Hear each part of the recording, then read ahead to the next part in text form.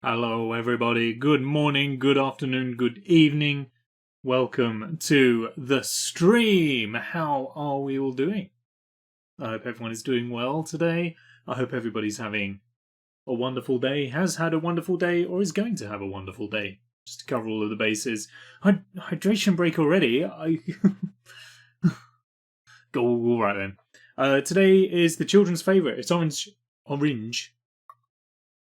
Put the teeth in. Orange squash. With nothing in it except good old council juice. London's finest. How are you this evening, King? I hope you're well. Hope everything's going alright. Got to do a little hangout. Am I framey? I think I'm okay. I think I'm alright. Yeah. I don't know. Oh, how's everyone been? Has anyone been up to anything? Let me catch you up on my day. Not a lot. Such is the story of life. Everything right, just starting Loop Hero. What's Loop Hero? I don't know, Loop Hero. I'm gonna look up Loop Hero. What's that?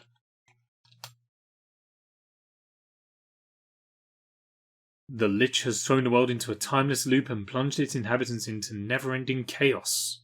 Oh, it's a deck builder. Ooh. That might be up my street.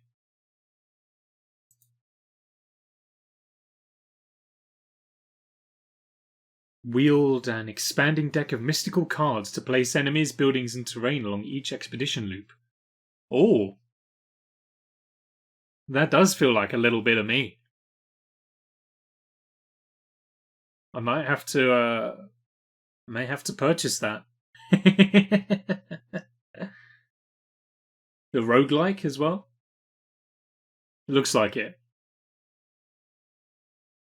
Overwhelmingly positive. Good, good. That's what I like to see.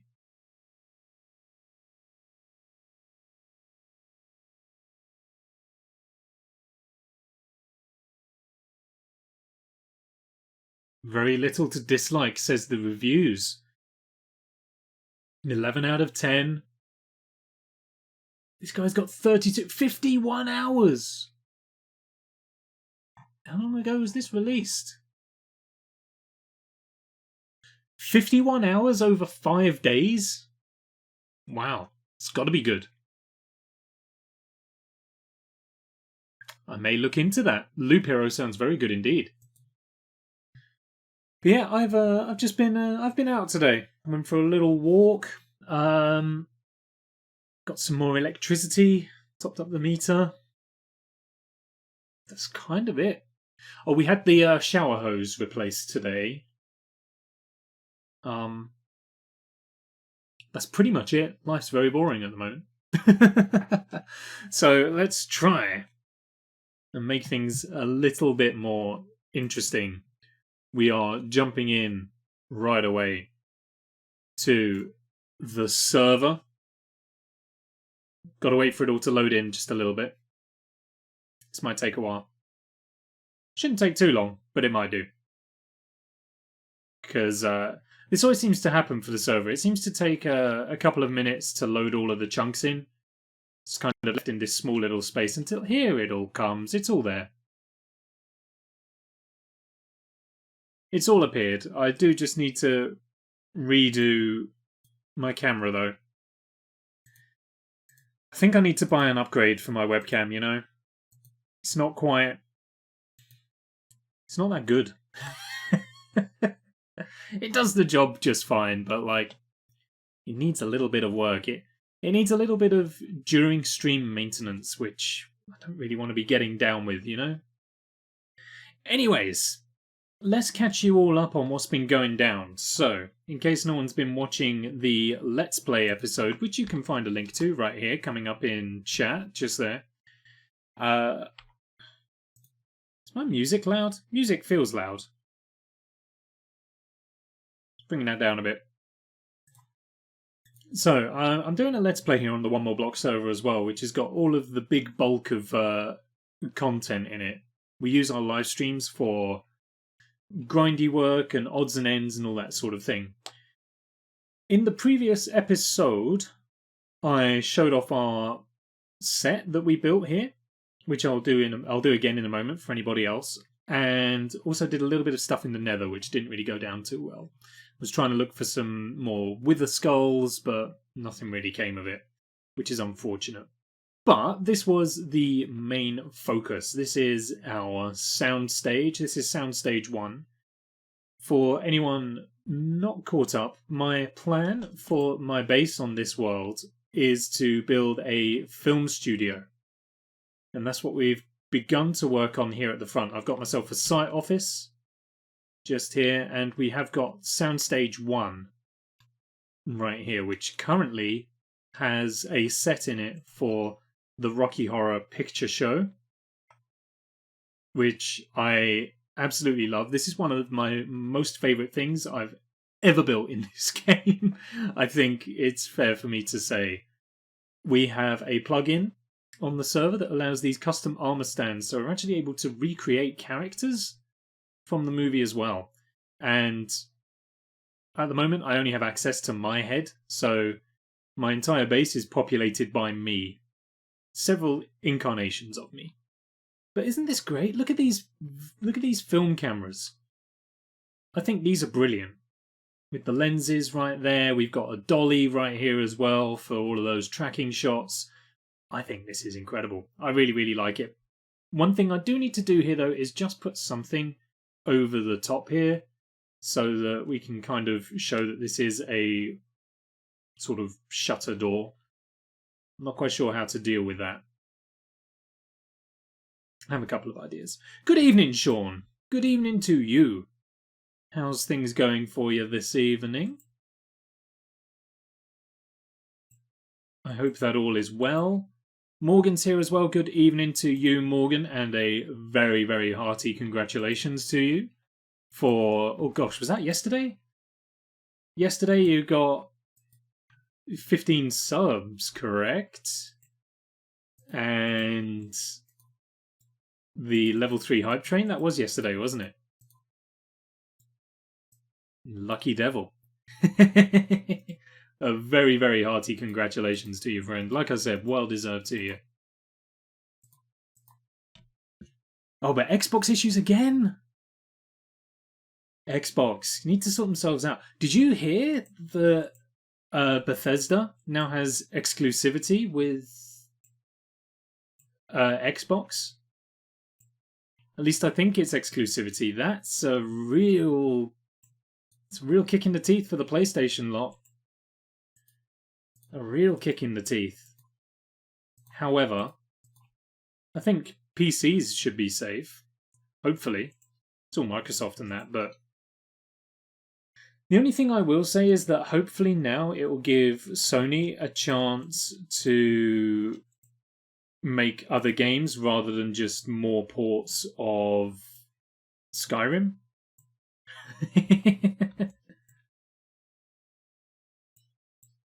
And they're like, oh, well, we can't do that anymore, so I guess we'd better make another game.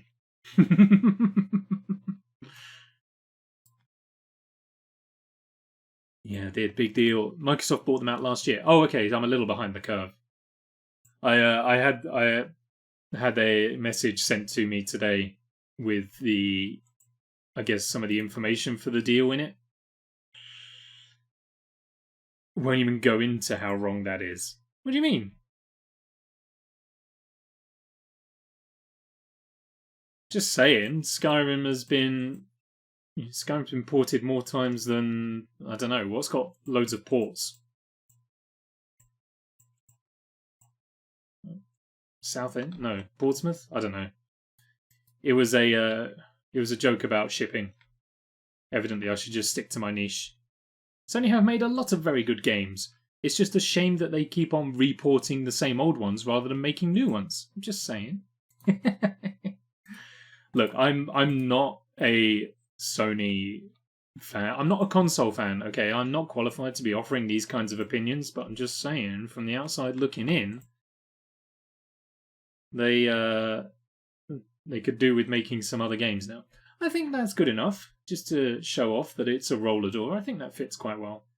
The other thing I've begun to do as well now is move our villagers over to here, so that they hopefully stay nice and safe. However, I can hear a zombie down here. But that's where they're going to live. GTA 5 has had more, I believe. Well, I believe so for GTA. But at the same time, like, are PlayStation fans not calling out for something? Like, I would be. PS5 comes out. It's like, oh, great, what games are we getting? Skyrim. Right. GTA 5. Yeah. Bug snacks.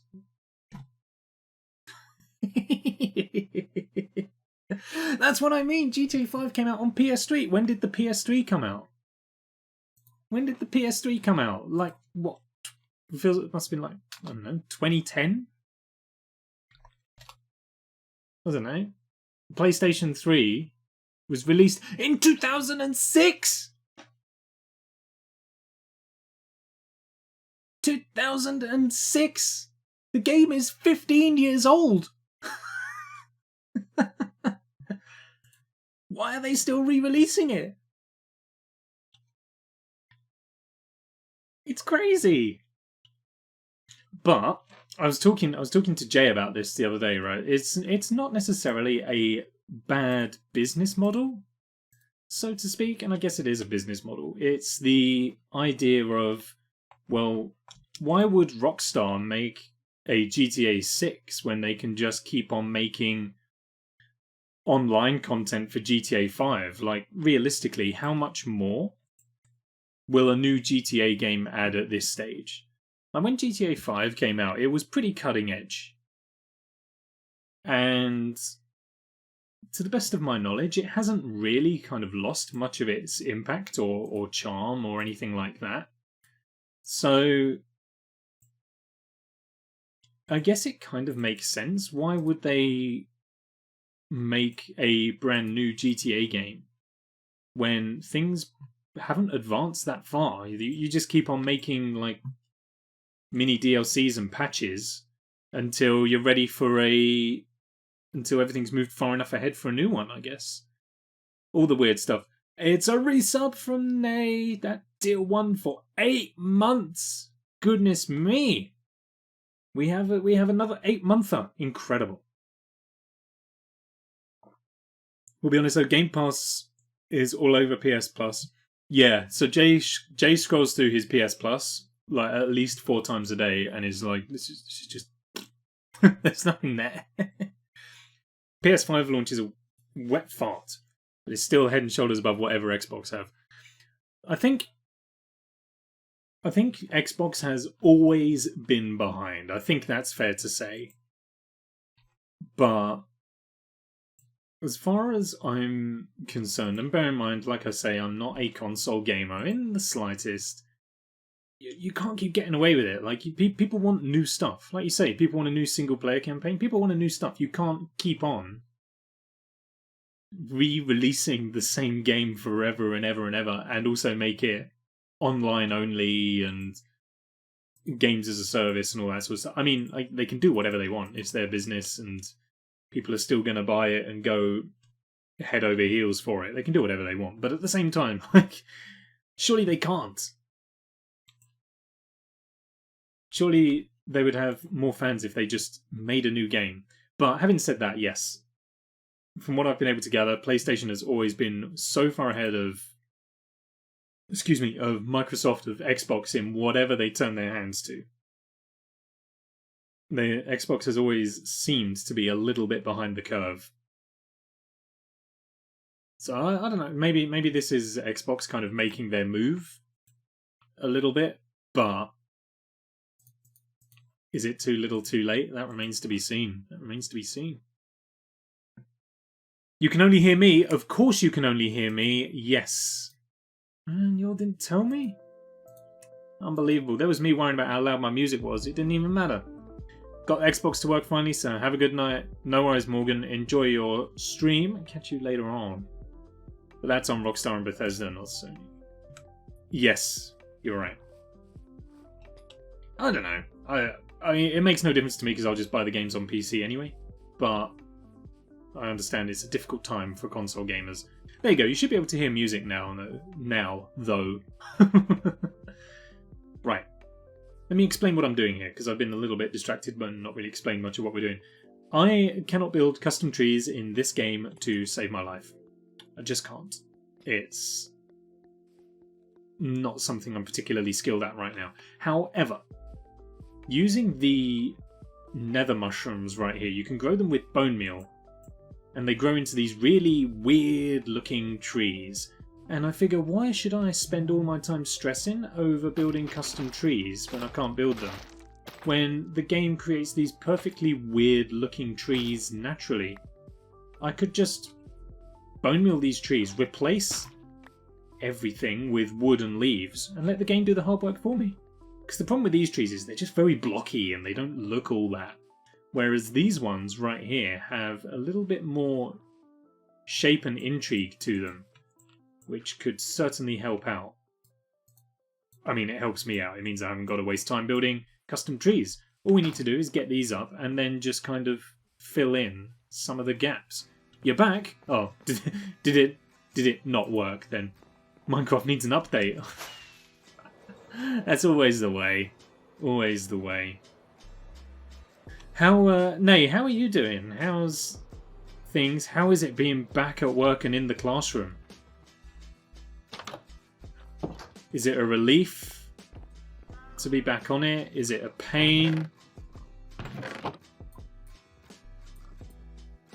Are you missing the high life of not having to get in the car and drive every day?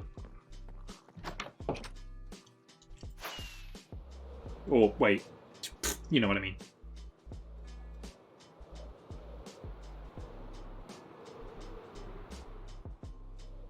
Now. Oh, that was very graceful. Very graceful indeed. I did forget to pick up logs, though. So we may need to fly back home in a moment. Which is a pain. But that's all on me. We'll be back at work soon, just a couple more months. Ah, yes, Morgan. Have you got a start date yet? Do you know when you're back? Good evening, Rach. How are you this fine, wonderful evening? I hope that everything is well. Rach is back in April. Are you ready? Are you excited? Or relieved or bummed? It's been weird. Kids are doing a staggered return, so I've actually taught 2 lessons in the last 2 days. Miss the comfort of being at home, but my job is easier in the building. The boiler for our end of the school has also been broken. Oh, no. I know them drama studios, they get awfully cold as well. That sucks. The site team had to find fleeces. Unbelievable. Do we not live in a modern age? How are we still suffering in ways such as this? Just got off the phone with the GM. Oh, I see, I see. It's a very, very new news. Still not yet. I heard May from Morgan. Uh-huh. Not going to my site. It won't be open until July, but working with XGM in Shoreditch. Good news? Bad news? How does that stack up? Oh, I need the hoe!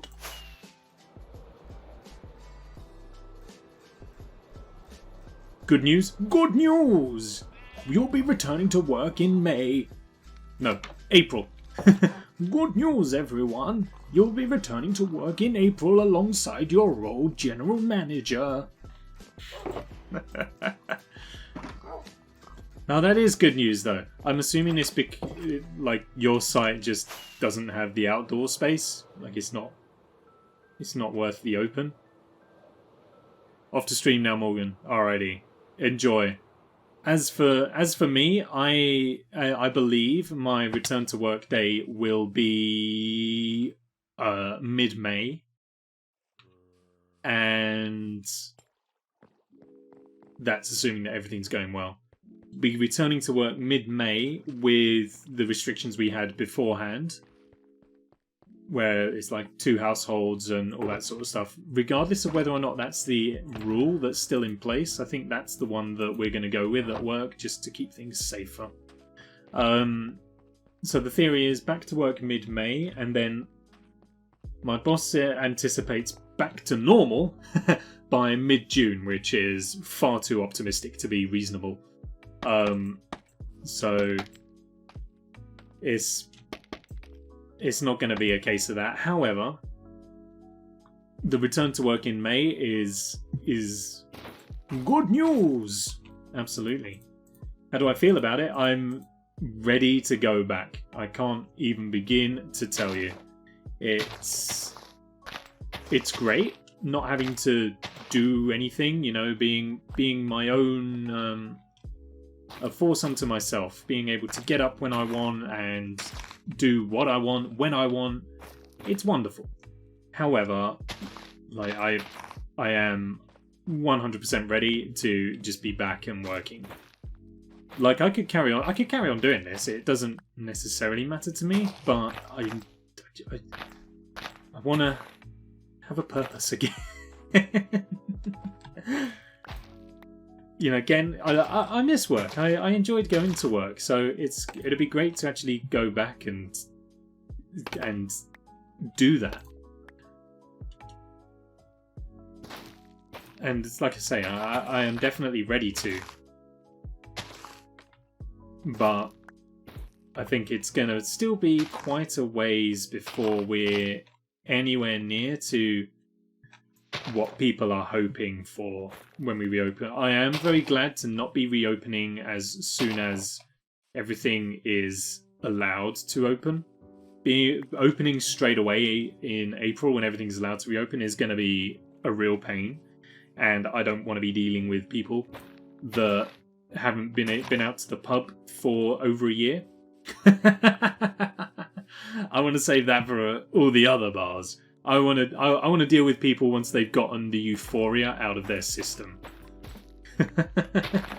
and are then, in theory, much more reasonable people to have in your venue.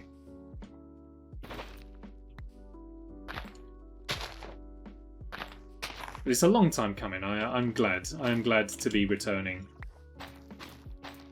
Because it has been such a long time. I want to see my colleagues again, you know? I've kind of bumped into some of the pub regulars and the occasional colleague sort of wandering around town and stuff. But like, I do want to hang out with them, you know? I like my colleagues. I want to see them and hang out with them. And spend some time with people. That's what I'm crying out for right now. That's what I'm looking forward to most. I'm ready to get proper money, yes. As opposed to pittance. I'm ready to have you serve me. Serve you I shall. So long as there's no more than 2 households. Thankfully it's not that vibe where I work, so I'm happy. Exactly, like we're sensible, we're good enough at the job, it won't be unbearable.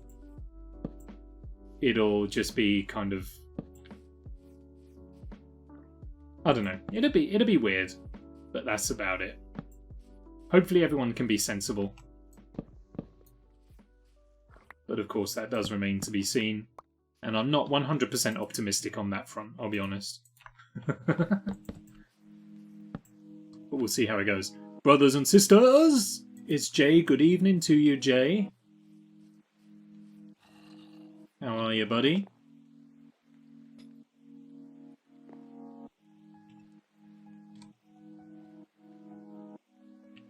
Ooh, extra special good news, Jay. We've got a brand new shower hose. Isn't that wonderful? What clicked? Click back, please. Thank you. Weird. Okay, so here we are. We've got ourselves a nice sort of do-it-yourself custom tree now. And it's still a little bit blocky, I'll give you that. It's not the best custom tree in the world, but it's so much better than what I would be able to do normally. So I'm prepared to just roll with this. And the blockiness is something that we can kind of deal with ourselves, just giving it a little bit more, give it a little bit more bushiness. That's okay. That's okay for the time being. Just me, a bottle of pickle, and one glass. Oh. And that's the highlight right there. Miss seeing people doing things when they get drunk. Yeah, that's going to be exciting. I've got... You know what? Nope, GDPR. Not going to finish that sentence. We have CCTV of people doing really moronic things because they're drunk and don't know any better, and it makes fantastic viewing. Especially when they've been winding you up all night and then they do something stupid and you're like, great, now I've got that on tape.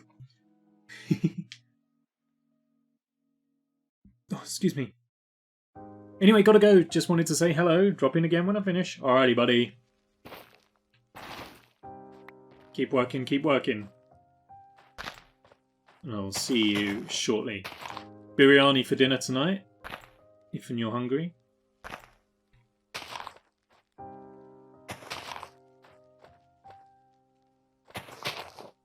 Cool. I should hope you miss cooking for more than... Oh, I should hope you miss cooking for more than yourself too.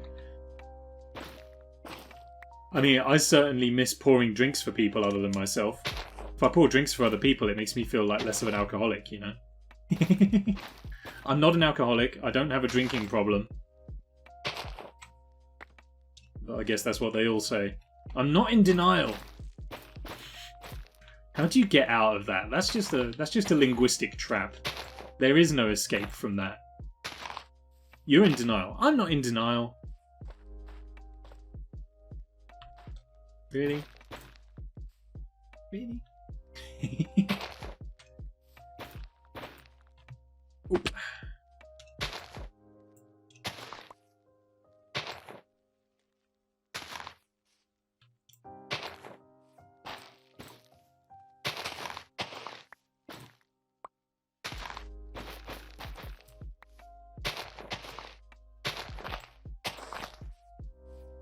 Now, I don't know what the return to work will do with regards to streaming.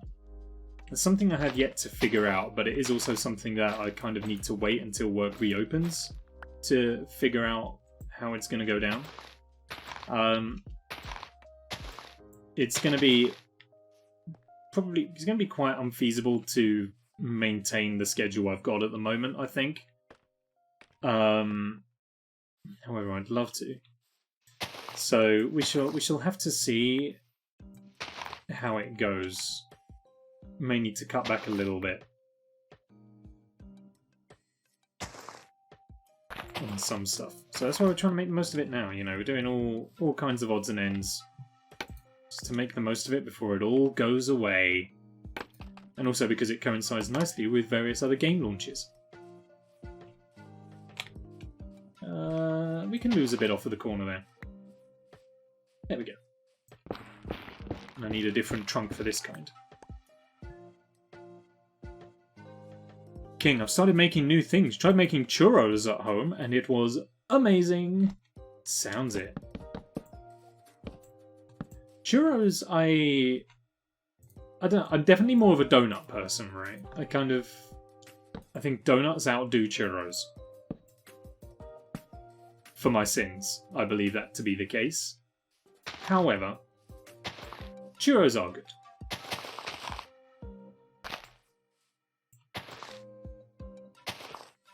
There you go, something like that. That's an okay custom tree. We're working on it. We're getting there. Don't know what it is. I guess you just have to make some for me. Wouldn't you have to be in Egypt if you were in denial? Ahoy! Ahoy! Does anyone else remember shadoofs? Just talking of Egypt, does anyone else remember shadoofs, or was that just a my primary school thing? Or rather, do people know what shadoofs are is probably where I should start. No clue? Okay, this might have just been a my school thing. For some odd reason. No clue, no idea, nope. Okay, weird.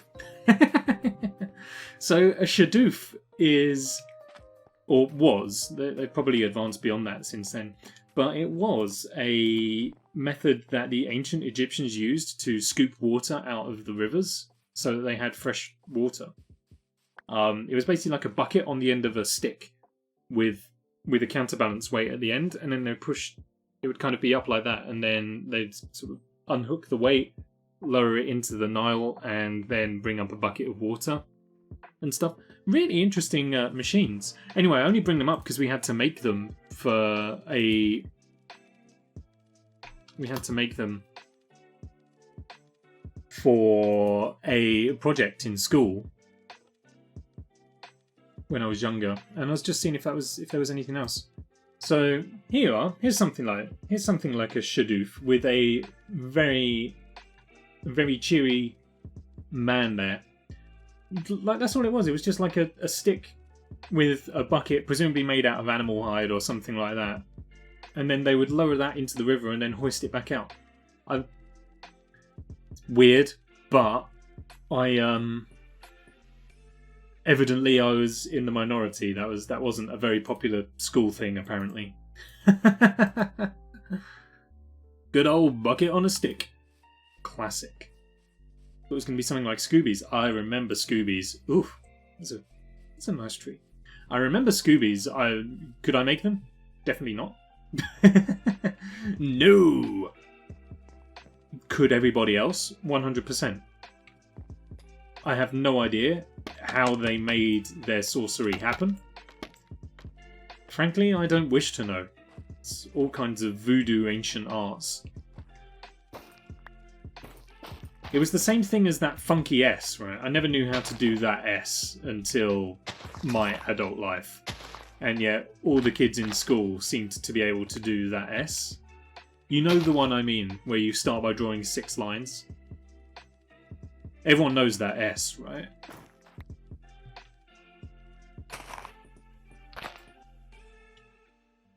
Like, that was all the rage while I was at school. If you didn't have that S drawn on your exercise books, then you were really uncool. And needless to say, I was unfathomably uncool. We know. Yep. It's got a specific name and I can't remember. Okay. Okay. Next up is we need to track down the name of the S.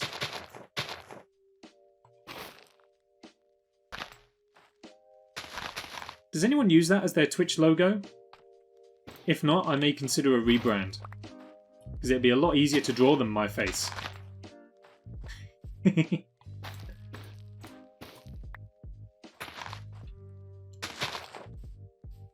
bet it does already exist. I hate to tell you, but it isn't a thing anymore. No, that's hardly surprising. Kids these days don't know. Oh, I forgot to get the brick. Kids these days don't know. I can't say I'm too surprised, but...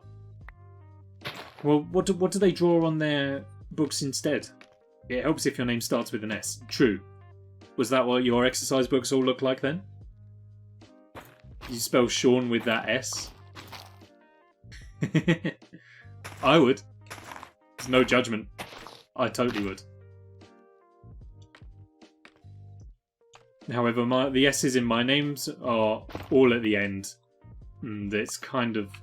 It looks less good when you use that. When you have the S at the end of your name, it doesn't look as good. They don't really draw anything. Unbelievable. The kids of today. What's wrong with them?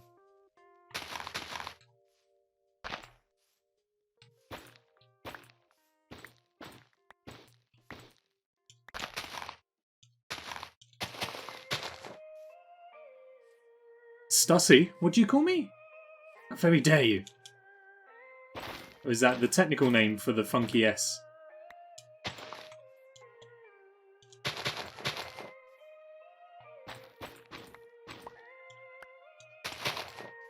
And if that's the technical name, are you sure? That feels like a...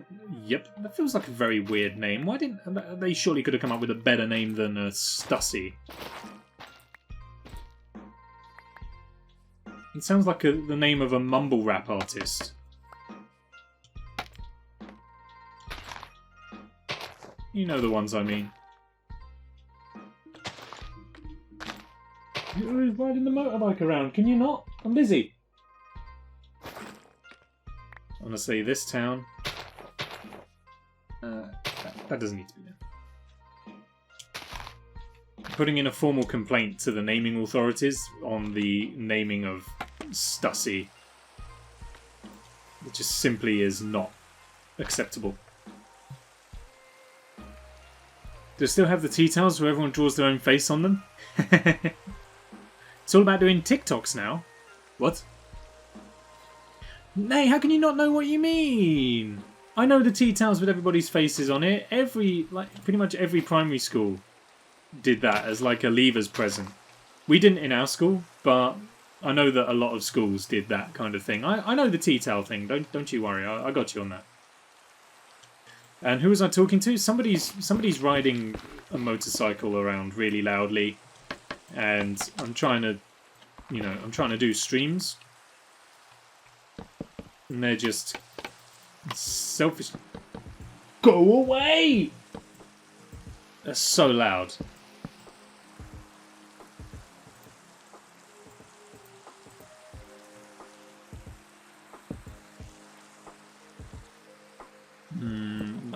No. So you go there. And there. And then I got another one just there. Not there. Up one. Up one. There we go. Something like that. And then I got one more to do. As a leavers present. Yeah. Something like that. It was certainly a leavers tradition. Yeah. We wrote on each other's shirts. We did do that as well. Oh, old man yells at Cloud. It's just the loud ghost. Yeah, we drew on each other's shirts as well.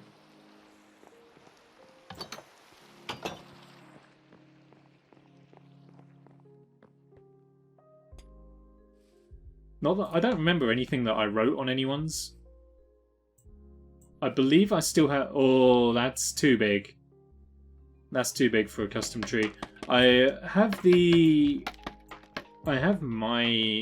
shirt that was signed at home, at my parents' house, I believe. But it's... I don't know if I would be able to recognise any of the names on it now. Or maybe I'd recognise the names, but I haven't got a clue what anyone wrote on me. In fairness, I don't think I've ever actually looked at anything that was written on it. So for all I know, it could actually be filled with loads of really hurtful things that I've just never noticed. I can't say I'd be enormously surprised, but I don't know.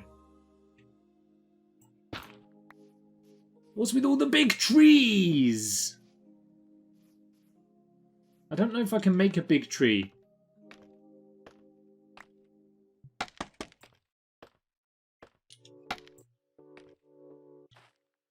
I think I've got to tear this one down as well. I'm afraid to say that the tea towels did not make it to Essex, and they still have not.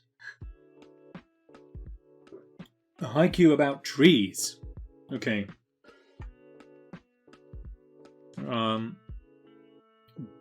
Growing tall above, providing shade. No. Growing tall above, bringing life, and bringing leaf.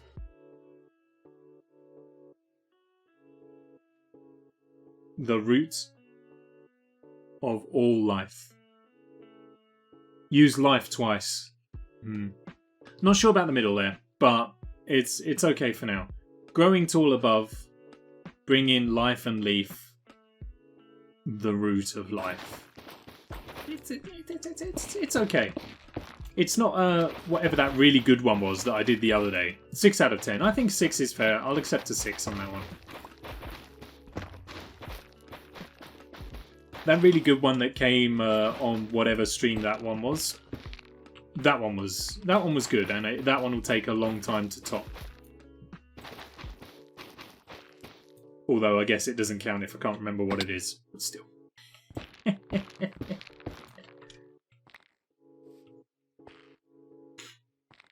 I performed in the Leavers Assembly, so I was allowed to go non-school uniform. Ooh. Like a shirt, that is. I get a teacher note. Try harder. Excuse me, try harder. Or apply yourself. You choose. A hard worker who just needs to apply themselves more.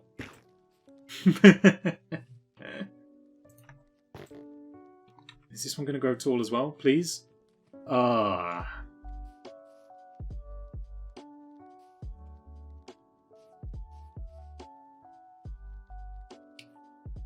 Oh, and now I've lost my... This isn't the way. This is not correct. Well, yeah, no, it was too big. Too big. We our levers assembly. We didn't do a levers assembly. We had a levers performance. Okay, for our end of year show, basically, year 6 just did songs from musicals. And I didn't know what any of them were. I fortunately wasn't acting in any real capacity. I was just like backing chorus, which is fine because I didn't know what any of the words were. We did songs from hit musicals such as Grease. I'm not ashamed to say that I didn't have a clue what any of the I'd never seen Grease. Did songs from Oliver Twist. I didn't know what any of those were. I had no experience whatsoever. So I'm glad that I was at the back. But it was deeply embarrassing. I've got stories and I'll tell you about those in a moment. Why is the tree that colour? Because these trees grow in the nether. They're not very healthy and they're grown from mushrooms. But I can't build... Like, I think the Minecraft trees look okay, but they're not brilliant. And I can't build my own custom trees. So I let the game kind of generate these weird tree shapes and then just replace all of the blocks with leaves, because that way I get my own custom tree without any of the hard work.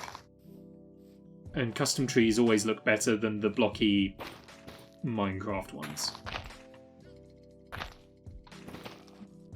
So that is why we are just spending a bit of time here first of all. The rest of the stream is going to be a lot of digging. So I figured we'd just do something mildly therapeutic to start things off before we get on to the truly mindless stuff. If you're ever struggling to come up with something in a haiku, you just use "It's snowing on Mount Fuji" in the middle. It's snowing on Mount Fuji. Oh yeah. Duly noted. What you're digging for, I am going to be... Essentially, storage has become a little bit of an issue for me. I haven't got space to store stuff anymore. And I'm beginning to grow what is known as a chest monster here on the server. So, as you can see, I have collections of chests and storage devices just scattered everywhere, and they're rather unorganized. So I'm going to be excavating a place to store all of my equipment and things like that, or beginning to at least. That's going to be the main aim going forwards. Jay's back. Welcome back. You done? You're not done with the workday, are you? You just hit a bit of a lull. So what happened with the shower head? The shower head's fine. I just had the hose replaced. When we had the landlord's inspection the other day, I mentioned to them that the shower hose was basically leaking out of halfway down the hose, as opposed to carrying all the water up to the shower head. So a guy came round today and replaced the hose. You may remember it was all kind of like rusting and like weird and orange. Now it's all shiny. Silvery and shiny. The set looks great, by the way. Thank you very much. As I said it at the start of the stream, I am so happy with it. It's one of my favourite things that I've ever built. It's just wonderful. Like, I love the cameras. I love the fact that we have the custom armor stands on the server, so I can just pose people working here. Like, we've got our camera. This is my favourite thing of all, the camera operative. I love it. The camera is incredible. The set itself, I think, is great given Minecraft's limitations. So I am very, very happy with this. Completely.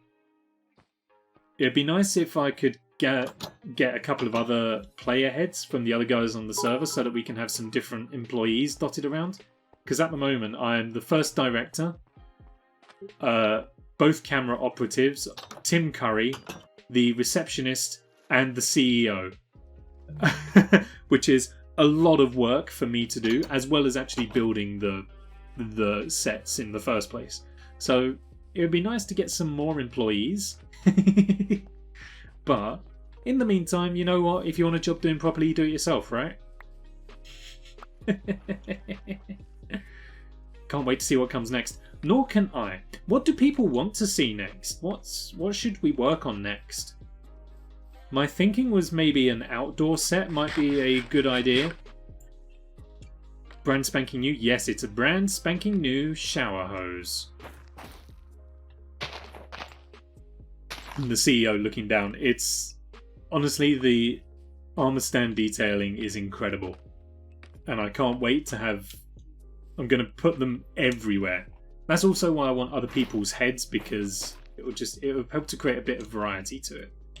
But the problem is that you can only get another player's head by killing them. I obtained my head by shooting myself with arrows a lot. So it's not ideal. I need to convince some of the other blockheads to let me kill them for several times over for their heads. Which is a bit of a tall ask, I'm afraid. Be right back. Not a problemo. Catch you in a little bit. Enjoy the lurk. But yeah, what sets do we reckon we should move on to next? Like I say, I think an outdoor set would be quite good. I think it was Sean who suggested the Overlook Hotel from The Shining. That's playing in my head a lot. Mostly because it's going to be a pretty large undertaking. However, I feel like I can do it. The Rocky Horror set has given me some inspiration for it. To actually grit my teeth and get on with it. However, there's a lot of resources that will be needed to get that going. So it's if we do that, it's not going to be immediately. But it's definitely open for consideration, that one. I would also like to get the opening scene from Raiders of the Lost Ark built, but that's not going to be an outdoor set, that'll be an indoor one.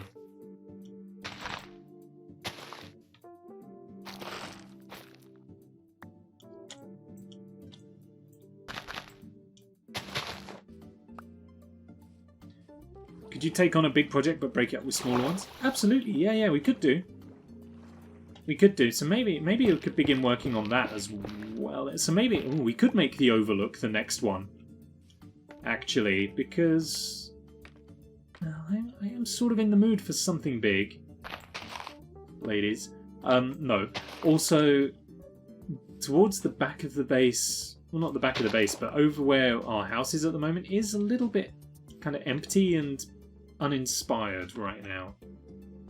And I think, like I said on the stream where that was suggested, there is a nice amount of space back there, and there is a decent portion of the mountain where the hotel could nestle into quite reasonably. So there's definitely scope for it.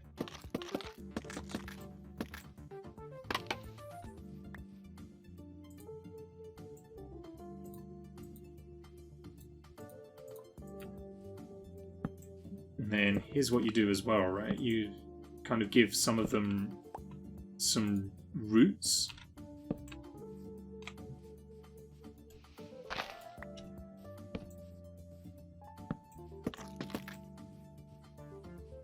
Something like that.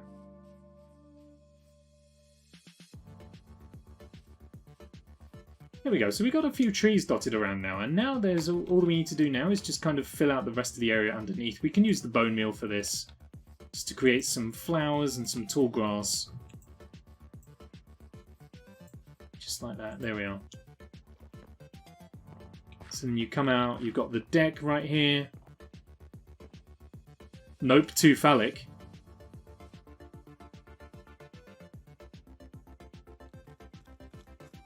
Oh, oh, hello, there you are. I see what you mean.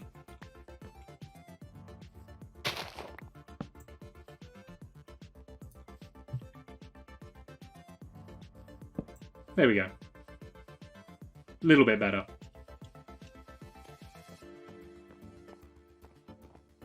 So yeah, now I need to just deal with some of the dirt down here.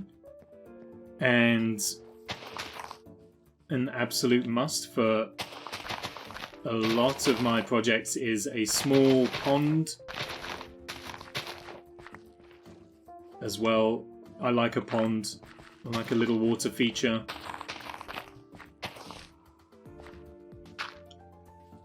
Less phallic. That's good. I will settle for less.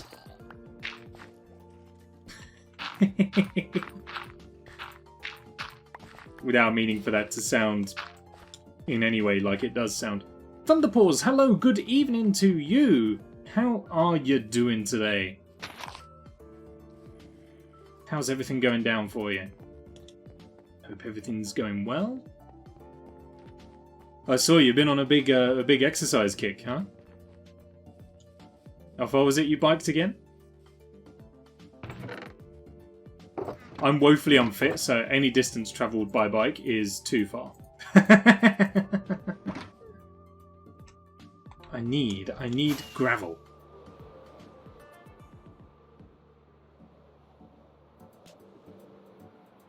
I can also going to take the chance to sleep, and then we can look at where the Overlook Hotel is going to go. So actually, I guess I should take the chance to doctor sleep. It's a Shining joke. It's a joke about The Shining. The sequel was called Doctor Sleep. It's funny. I'm telling you, it's funny. Laugh. It's okay. You don't have to. The mention of exercise has got me out of breath. Too true. Oh, we take some podzol as well. Yeah. What are you sighing for? That's the only movie-based joke that I am ever likely to make. It seems I can't sleep because spiders. Is it you? Oh no, you're destroying all my nether wall! Get out of here! Well, great. Now I've got a load of this stuff to replant. There we go. You're not going to have the satisfaction. You're coming for me as well. I just want to sleep. Relatable. I can't believe you're sighing at my Dr. Sleep joke. That's the best movie joke I've ever made. There are no monsters nearby! I am monster-free. I am not monster-free. Where's this monster that's keeping me awake? Is it you? Please, please, just... please. Unbelievable. Right, sleep, good. Finally. Just before the rest of the zombies came. Hello, good morning. It's a little bit early for those kinds of visits. But let's just go and have a little look-see. So, let's get up in the clouds a bit. I'll show you. This stream's challenge is for you to come up with another movie-based pun or joke. Oof. I don't know that I can. It's very broad. But we shall see. So, just wait for it to load in a little bit. So, this space right here, I'm trying to signify with my cursor. I think this space right here would be really good for the Overlook Hotel. I keep wanting to go and say the Overwatch Hotel, despite having never played the game in my life. It just feels like a more natural name for the hotel. But anyway, yeah, so I think this space right here, and it is quite a broad space, don't get me wrong, but I think we could fill it, and it would look incredible. So I think this space is going to be good for a hotel, but that will definitely be a big project that's going to need a lot of work. And it will sit right there. It will sit right behind our house. Do we need anything on the way home? Yeah, you could probably grab some more Pepsi. Other cola-based products are available. There's not much of that left. So yeah, if you want to grab some more of that, you can do. So yeah, if we build the hotel, it's going to sit quite nicely behind our house right here. It will also sit nicely behind the Tacky Wood sign. Once we get that built in, which is going to go about here. Or maybe up on the mountain over there as well. There's plenty of options. So we're definitely going to look into it, because a mega build like that is going to be incredible if we can get it nailed. And I trust myself. I think I can do it. It is just going to be difficult. Anything else you want? Donuts. Yes, I like the cut of your jib, Sean.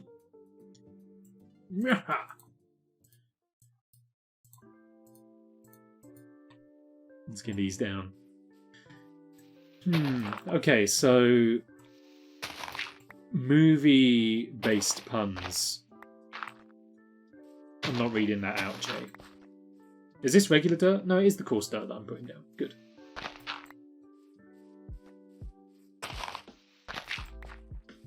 It's an IT crowd reference.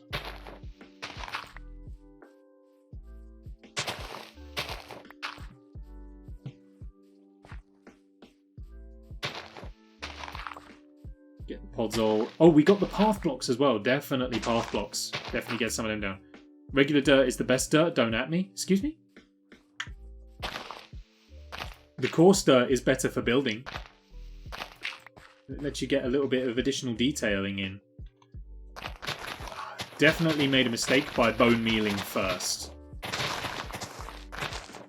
That was an error, however. It's not irrecoverable.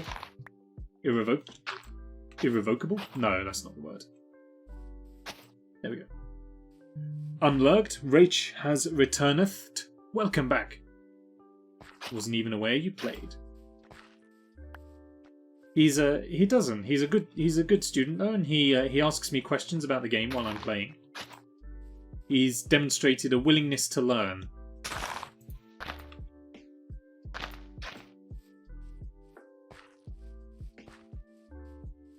I understand very little. Everyone's got to start somewhere though, right? Had to go say hi to Morgan. Got a gifted sub yesterday. Ah, yes. Yeah. He got a big old payout yesterday. He hit his 15 sub goal. And got a level 3 hype train as well. He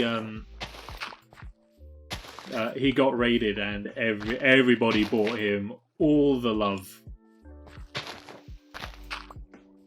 So it was a very big day. Very big day for him.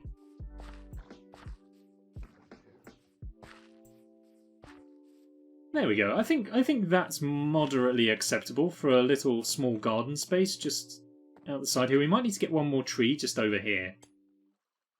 And then I need to fill that pond with water. But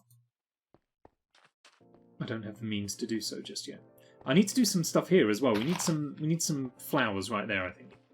Anything else? Not that I can think of immediately. If there is anything else you want, then go for it. However, I cannot think of anything else that we need right now.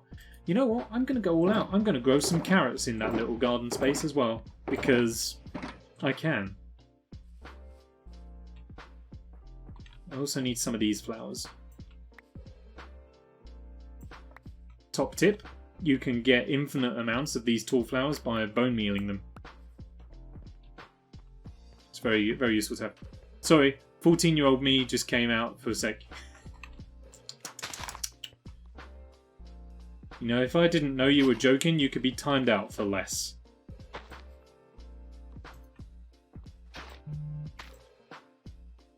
My phone is buzzing like a madman. 6 people alive tonight! Goodness me.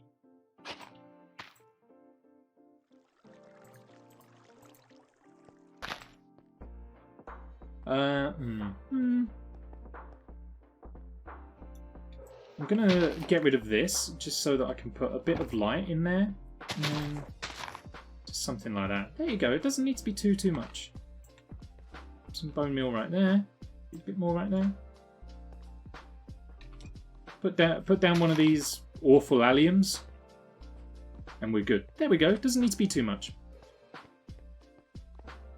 My bad, accept my appointment.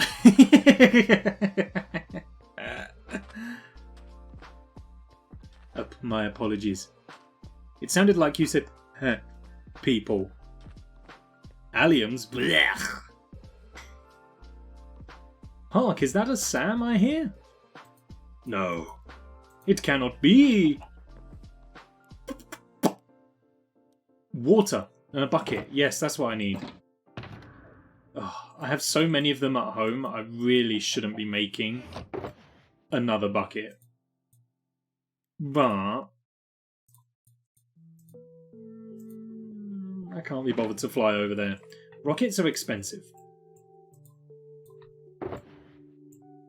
You know, it's a diamond per stack, or I've got to go and make them myself, and I don't know how to do that. Wait, Nick, you don't think... It's a family-friendly broadcast. We don't discuss the devil's act here.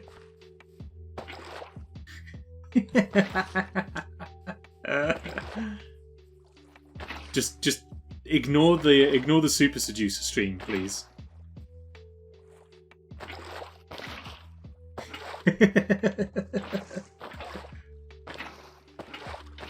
Hey mate, Richard LaRuina here. No!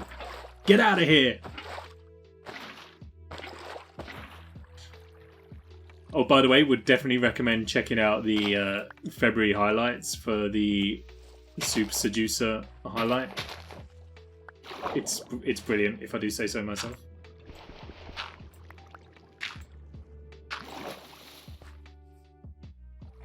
Now I can get some kelp, or at least some tall grass. There we go. I need fish, and the only fish that spawn around here are salmon. So I guess you'll have to do.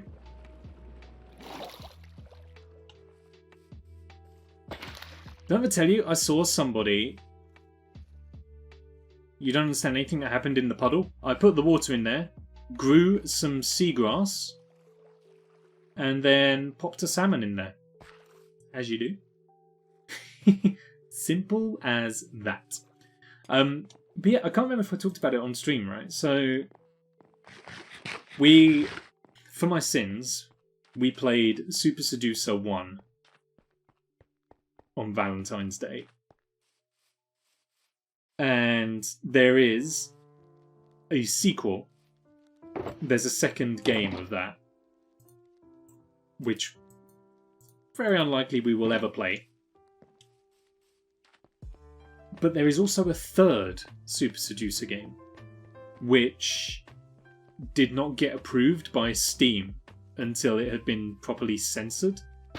I saw somebody playing that properly censored version, and it is all blurred circles and not very good at all. It's essentially a video game of Richard LaRuina's floating head.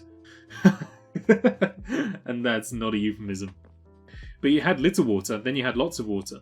Yeah, this is literally feeding of the 5,000. This is now infinite water. We can have all the water forever. You want to see a proper modern day miracle? Well, you got it, baby! I think this tree is a bit too tall for my needs. So I may need to chop it down and we'll have to do a new one.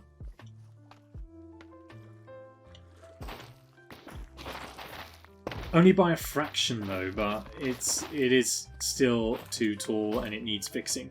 Popped a salmon in, is that a euphemism? No. I guess in some ways it could be a euphemism if something was popped in the salmon. If you look for the meaning enough, but otherwise, nope, totally innocent. That makes me concerned to what was actually in the game. Right. You know, that first one was... The one that we played was abhorrent. And I can only imagine that that is the kind of game where they went, well, we'd better try and outdo ourselves for the second one. And then the third one came out and they were like, we can go further. And that's what they did when they really shouldn't have.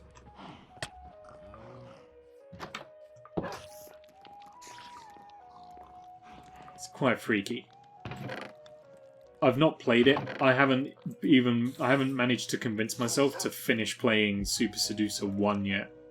And I doubt that I will ever convince myself to finish playing Super Seducer 1.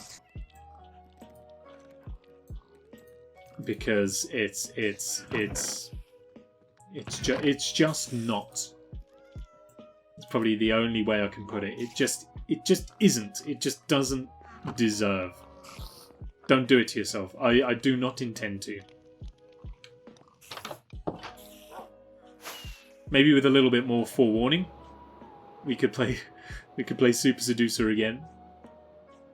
However, I'm fairly sure that everybody will just unfollow, unsub, dislike, angry comment, thumbs down, don't share, don't pass go, don't collect £200. Never would be too soon. No. Hydration break as well. Yeah, I needed that. That was good. I'm gonna run out.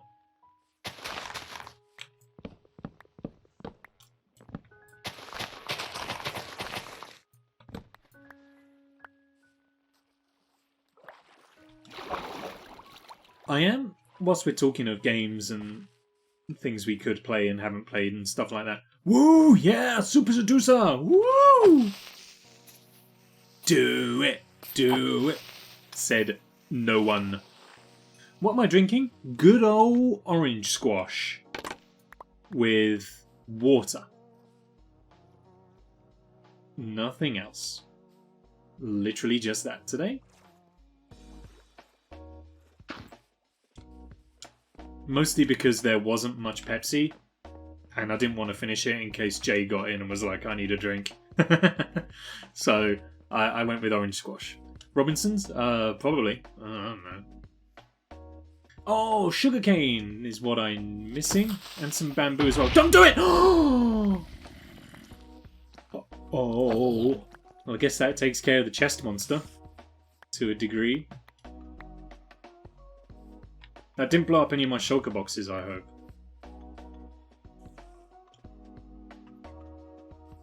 I don't think so.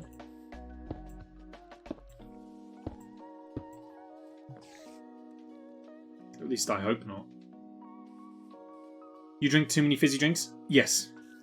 I was cutting back. I was doing really well. Until Jay moved in. Look, I'm not gonna blame him completely because I can just say no. But I wasn't even buying it beforehand. Like how you justified it had water, like you were just doing straight squash. I mean, stranger things have happened. Like, strong squash is best squash. If you're putting in like a finger of squash and then a pint of water, you need help. You want a sizable amount of squash to water. I mean, don't get me wrong, now they do the double concentrate versions. It's a little bit tougher to tell, so there's a bit more leeway. But anyone who's doing weak squash, that doesn't fly.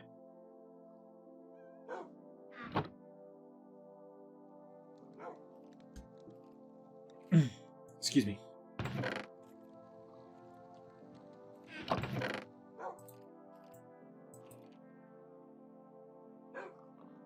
What else did I want to pick up? A fern. I want a fern. I have a couple of those. There. Cool. Wait, what did I see about straight Ribena? I watched a BuzzFeed video where someone from the US and UK swapped diets. The US drank Ribena straight. What a champ! I mean, has anyone tried Ribena straight? It's kind of moreish. It's not too bad. Like, you can't drink too much of it, but... Exactly, he didn't know any better but still went back for seconds. Like, it's... Sickly is the word I'm looking for, you are right. But... It's... not... It is bad for you, but it tastes nice. I've got a real sweet tooth, though, so... Like, I would say that it tastes nice. I'm just gonna nap in here. The idea that makes me feel gross. So, weird food/drink combinations that you love but other people will hate. I'll go first. Do you guys know about the strawberry Nesquik powder? Where you have a glass of milk and you can put a couple of spoonfuls of this powder in there to change the flavour of the milk. So I used to, like, adore that product. I would have heaps of that stuff in every glass of milk. Like 3 tablespoons full. Way more than is medically advisable, right? Tablespoonful of that in a glass of Coca-Cola. That is probably the weirdest thing. I also squash. I used to put squash in cola as well. I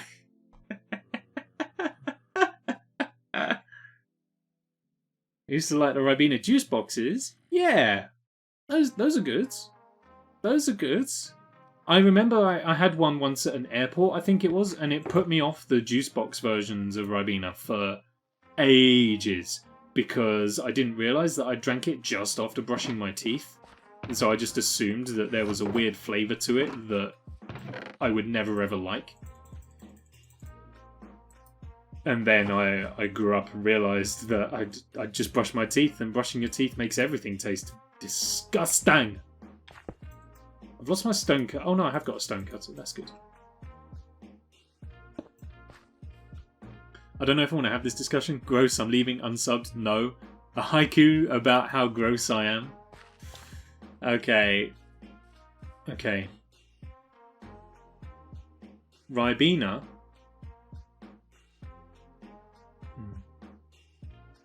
Ribena drank straight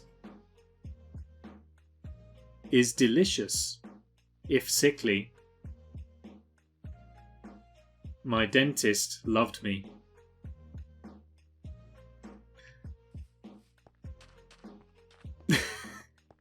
It has a haiku vibe to it.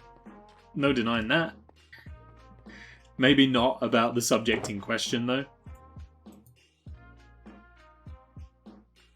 Okay. When I was younger, I never liked mayonnaise, so I used to have tuna and tomato sauce sandwiches. Ooh. I could kind of see the draw on that, though. Like, is that too different from, like, a tuna pasta bake? I mean, I guess it is, kind of. But... yeah, I don't know. Coca-Cola with squash was one of mine as well. I used to put, like, orange squash in Coca-Cola or black Coke. Like, that's no different to Coke with vanilla. Like, you can't have a go at me for that, given how Coca-Cola do just market-flavoured Coke now. As do Pepsi. Right? I was just ahead of the curve. People laughed at Edison. People laughed at Einstein. People laughed at Alexander Graham Bell. Alexander Fleming. People laughed at all of these guys. They were just geniuses ahead of their time. And I'm the same. Alright, a good tree. No, it's freaking huge! Why is this tree so big? All I want is a reasonably sized tree that I can copy.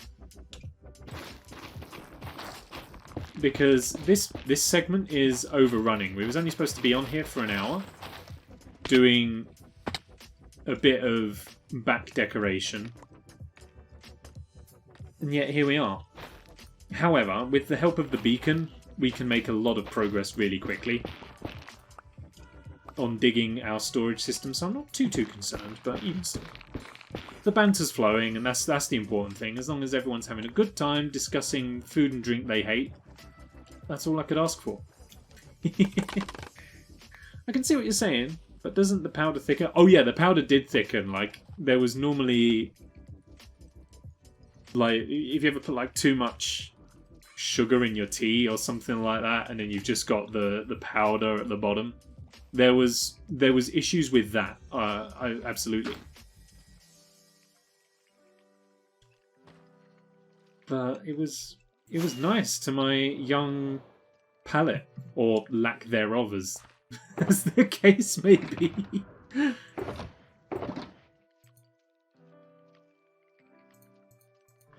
Like the flavoured cola and stuff. Rach, I'm having a bad time. I want to get off.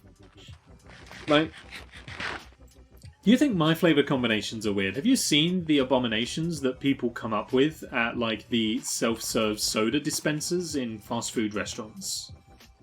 And things like that. You go into, like, a Five Guys or something like that, and they have the soda dispenser that says 6,000 possible flavour combinations. I'm like, why does there need to be that many? It's a crazy amount, and who's doing that? How do they know? Like, it's absolutely insane. And I don't understand it. I also don't understand why you would go and buy a drink from Five Guys, because you're already spending 6 gold bars on getting the burger. But, like, you're then going to go on and buy in every flavour soda. People are just making those flavours because it's free. You're like, well, free fizzy drinks. Well, not free, but like once you've bought the drink, you can have any number of flavors in it. I'm like, oh right, well, if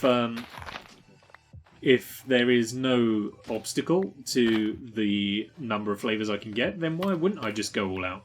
Because it's stupid. You don't need that much choice. I don't know how people make that kind of choice. I got panicked in a Subway because there were 5 different kinds of bread to choose. How on earth do people make decisions when they have 6,000 flavour combinations to choose from? It's absolutely staggering. When I was about 7, I thought it was a good idea to have a vinegar sandwich. Okay, can we all agree that as bad as strawberry Nesquik Coca-Cola was, a vinegar sandwich is even worse? I mean, I acknowledge you say that you express that thought in a way as if to go, it was not a good idea, I made a horrible mistake, and I realise that now. So don't worry, I don't blame you. But, at the same time, can we agree that I am now free? And the prospect of a vinegar sandwich has now taken the lead?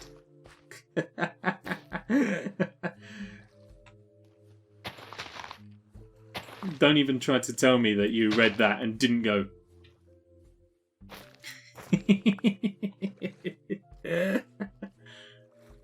I always water down Coke with lemonade. That's about as wild as I get. Why? I'm not saying there's necessarily anything wrong with that. Just Just curious.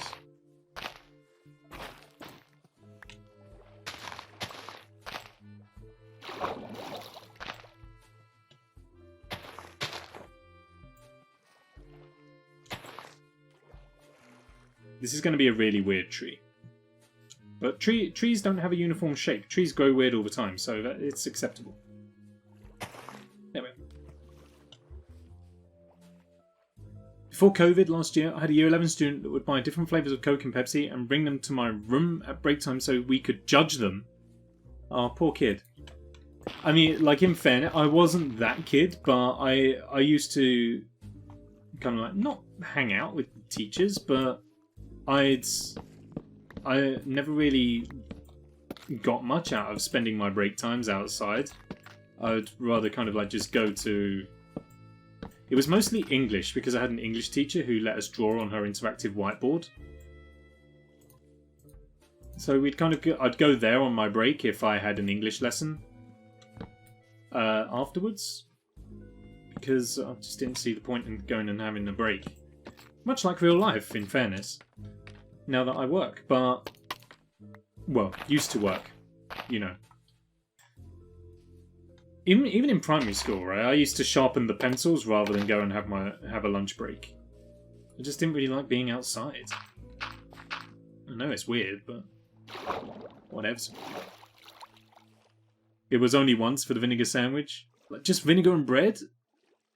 That's just water. Coca-Cola tastes thick.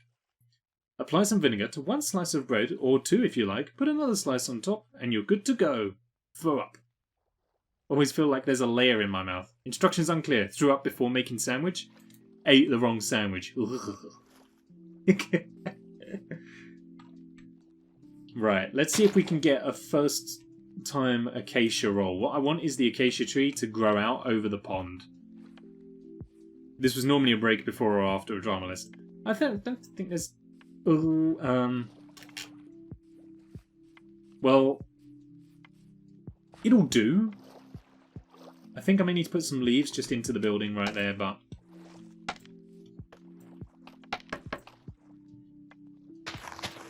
A vinegar sandwich is incredibly unusual, though. Like, people always have a go at me for having dry sandwiches. I just have... I don't butter or any kind of, forgive my phrasing here, any kind of lubrication layer in my sandwich. It's just like bread and ham. Or, you know, apart from like a bacon sandwich when I will have ketchup, because that's the only sensible decision. Condiment, yes, that's a much better way of expressing it rather than whatever it was I said. Lubricant layer.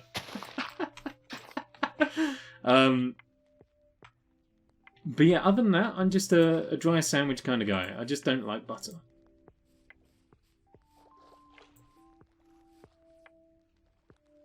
Okay, now you get a little bit of light in the pond. You plant a bit of bamboo and you bone it so that it grows.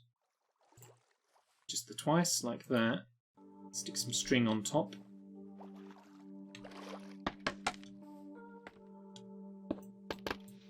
And then you do the same for the sugar. You pop one there. And you put another two right there. And you go for a fern. I'm going to put a fern right there. I'm going to make it a big fern because why not? And then we can have just a little fern over on the back there. And there we go. There we go. I like that. I like that a lot. Let's just get a little distanced view from that. Oh, yeah. Oh, that looks great. That's fantastic. I like it.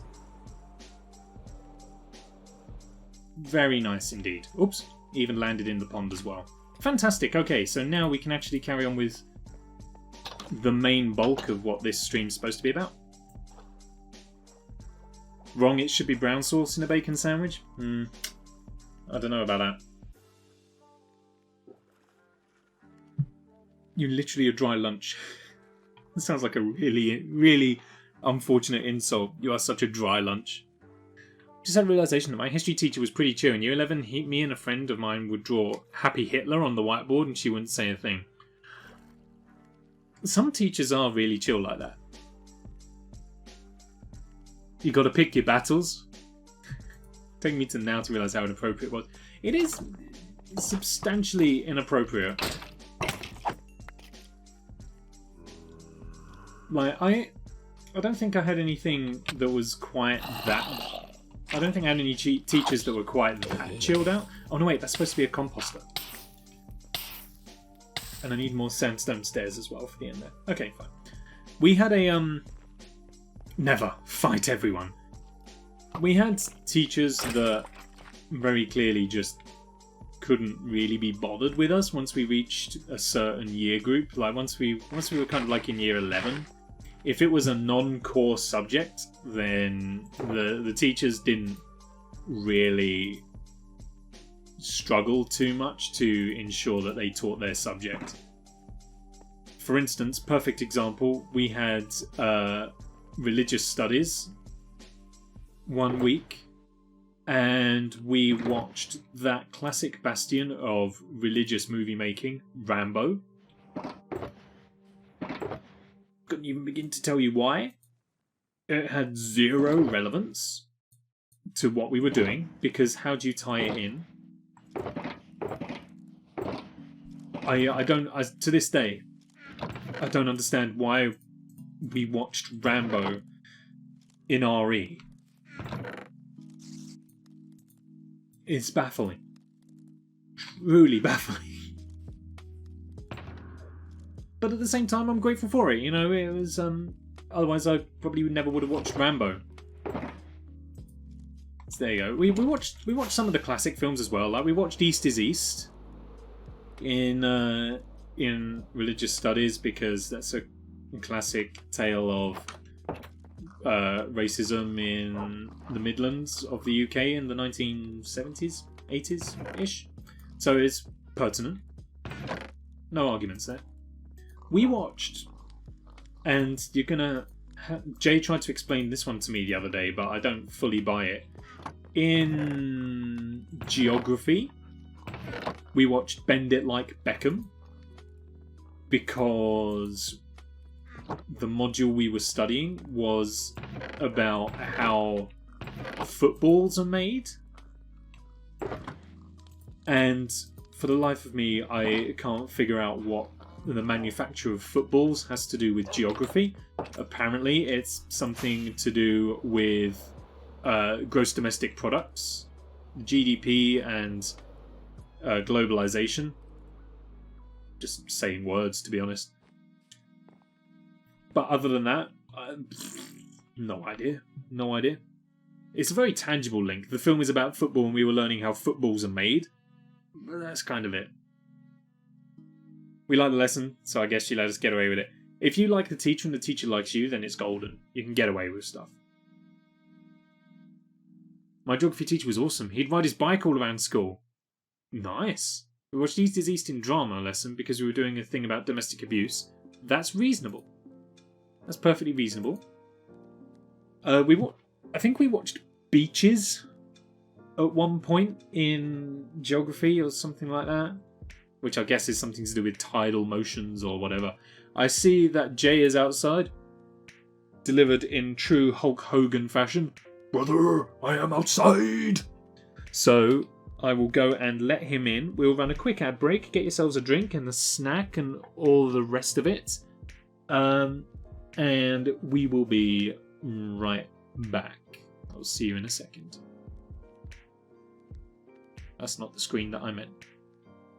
For the benefit of the people on YouTube, I forgot to hit play on the records again, so you are joining us about 10 more minutes back into the VOD. We've done nothing other than discuss Subway sandwiches, and I've been levelling this bit of land right here. Oops.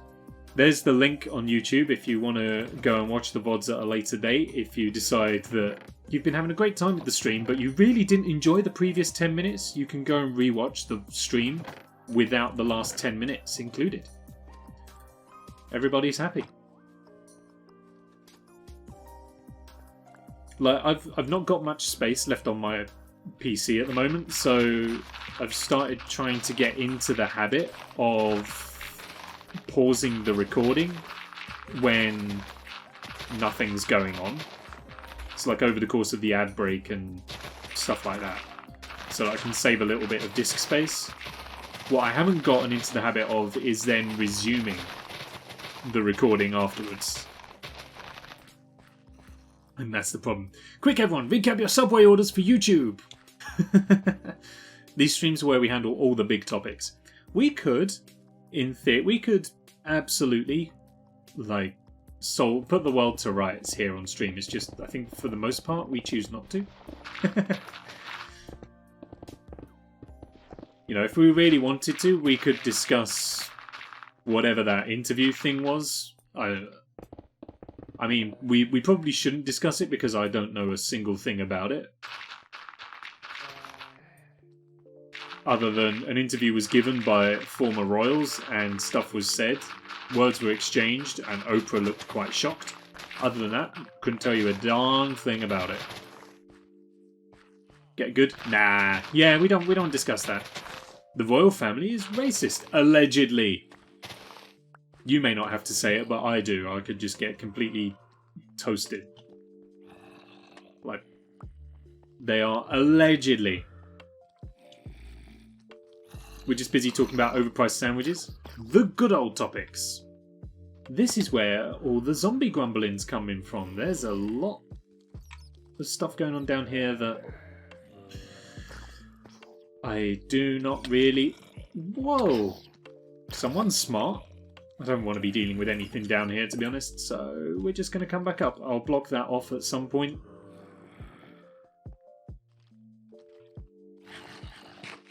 Turn Buckingham Palace into a big Tesco.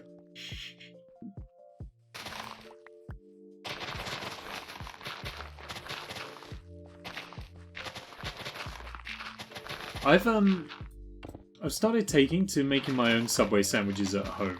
Kind of sorts. In Sainsbury's, other supermarkets are available. They do a sort of chorizo and salami multi-pack that also comes with slices of Gouda cheese. So you just buy a baguette and then like put some of the chorizo and salami on the baguette, a couple of slices of the Gouda cheese on it, and then toast it, and it's pretty dang tasty. It's about as close to a Subway as I can get because I can't be bothered to do the walk.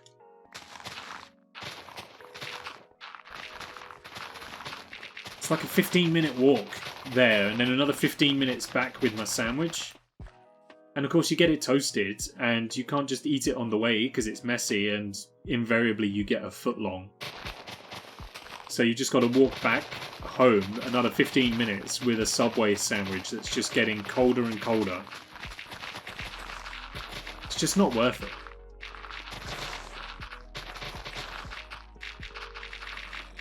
And, like you say, they're expensive.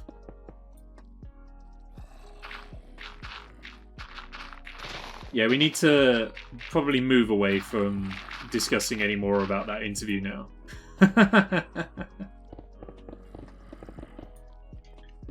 Nick, it's pronounced Gouda. I've heard multiple pronunciations. I've heard both Gouda and Gouda and have been corrected when I've pronounced it either way. So I've just decided to cut my losses and presume that whichever pronunciation I go for is going to be incorrect. I can continue in the Gouda vein, but a lot of people, when I've called it Gouda, have gone, it's actually Gouda. And I'll be like, okay, well, I'll call it Gouda then. And I start calling it Gouda, and then someone goes, it's Gouda. Damned if I do, damned if I don't.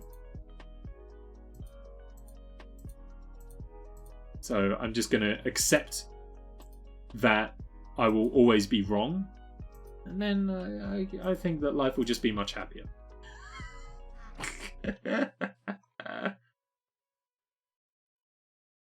I'm the first person I've ever heard say it as Gouda. Who did you hear say it like that? I am sure that one of the chefs at work said that it was supposed to be pronounced Gouda. and so I just went with that. No, it's Gouda. To Google. Sorry, to Galgal. Whoever told you otherwise is wrong. I never heard it pronounced Gouda, but I do live in Essex, where we only have cheddar. I know very little about cheese. Chowder. Say it right, Frenchie. Chowder. Still gotta pay the fish guy. Gordon Ramsay references all the time. Google's backing me. Google calls it Gouda. Google's incorrect. Google's American. Hello? You bought me a drink, but I've still got squash. Oh, oh, no, it's okay. I've already eaten though. Oh, that's your dinner. Thank you. Oh no, the door closed and he's stuck holding a tray of food. What are you going to do?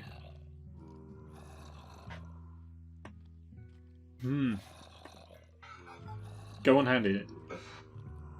All the weights on your left hand. You take the right one and then you can.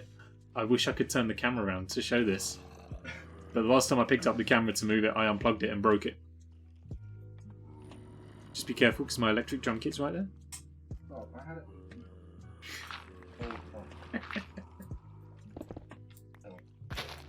Cheers. Google is an American property though, so it's entirely possible that they pronounce it Gouda in the US. The evil glint in my eye. Well, I mean, like it would be my fault. I'd then be down £1,000 electric drum kit, and I think I'd struggle to convince Jay that he would owe me for it, given how I was the one who was taunting him carrying a tray full of food and fizzy drinks. But yeah, I know very little about cheese. My cheese knowledge is cheddar or mozzarella. And that's as much as cheese... It's as much cheese knowledge as I can fathom to offer. So... I've gone with Gouda because... That's what I was told that it was most recently, I think. Maybe that's just what I go with. It depends which pronunciation I've heard the most recently. Red Leicester? No, is it good? I don't read much.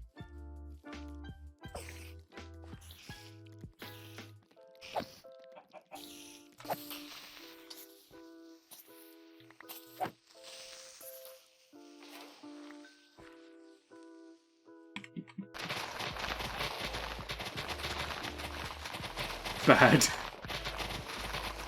Bad, but quick. Funny enough, two adjectives that can be ascribed to a lot of things. But there we go.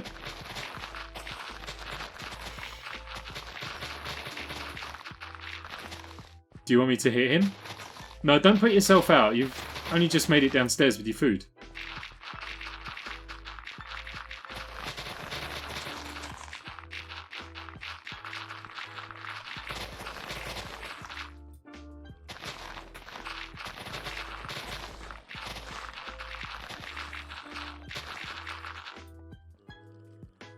Come back with the tray.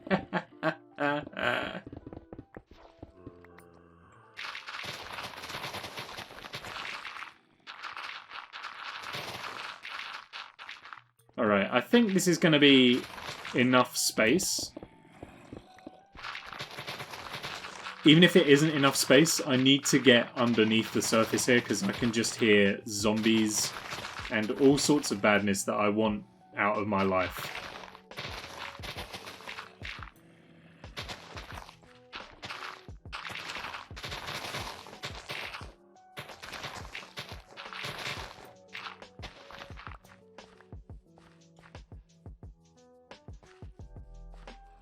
There we go. I am going to, even though we're going to end up taking these blocks out again, I am also just going to fill this little pond in to make life a little bit easier later on.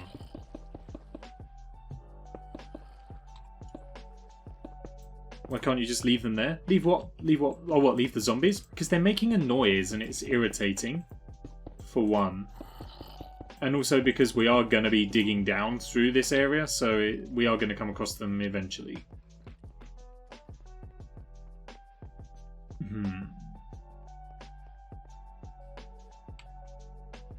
Let me just take a moment here to look at the space we've got before I commit to anything. Play on mute? No, because then I can't hear other monsters sneaking up on me. So,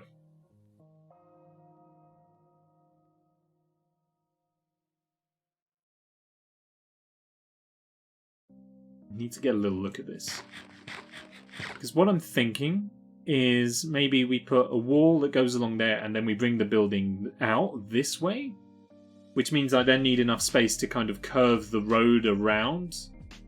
Which isn't going to happen because the car park is right there.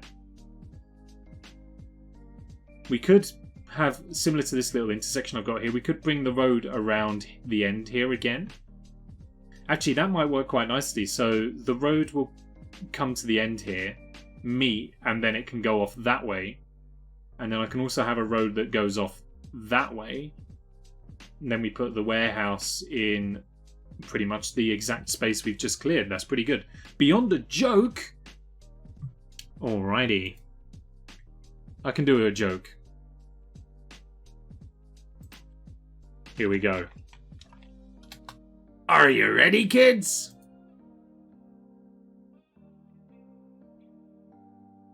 I can't hear you. Literally, I can't, because this is a one-way dialogue. There we go. So, here we go. How about...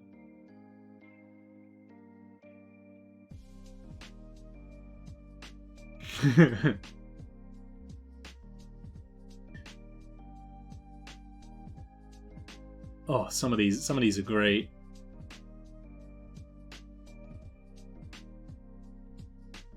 The girl said she recognized me from the vegetarian club, but I'd never met her before.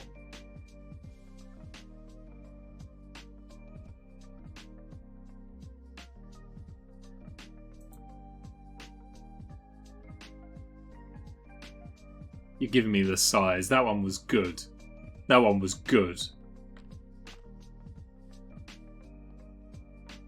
So, let's... Before we do any more work, because I've got to do a lot of downward digging now. You look so happy. That's because that one was really good. I thought it was.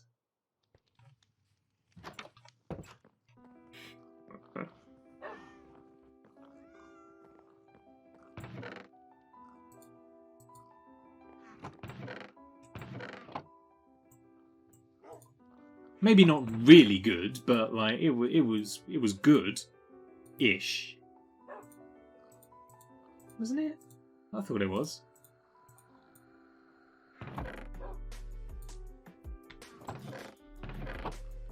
Whilst we're here, I'll just take a quick second to dump some stuff that I don't need.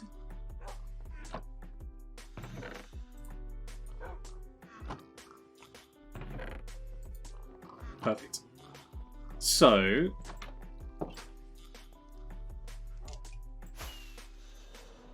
honestly, it's so good having the rockets. Can you imagine if we had to do this without being able to fly? Not good. Not good.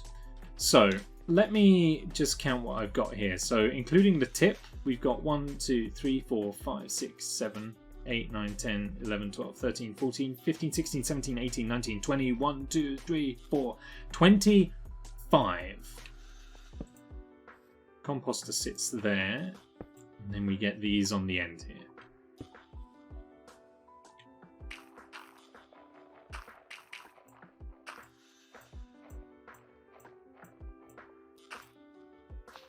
Perfect. Perfect amount of seeds. That's brilliant. We'll get another tree built on the end there at some point. So now going this way, I've got 1, 2, 3, 4, 5, 6, 7, 8, 9, 10, 11, 12, 13, 14, 15, 16, 17, 18, 19, 20, 1, 2, 3, 4, 25. And that includes the tip. So that needs to just come in a little bit like that.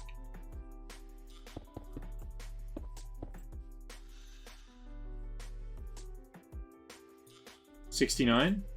Hey. Nice. So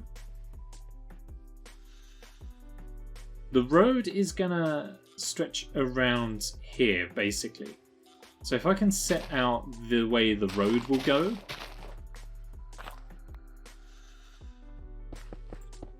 I'm just going to use the stone for the time being. I'll create the kind of textured look on my own time. So then that'll be a stair, which will go there. Stair, stair, stair. And then it curls around the top. Like that.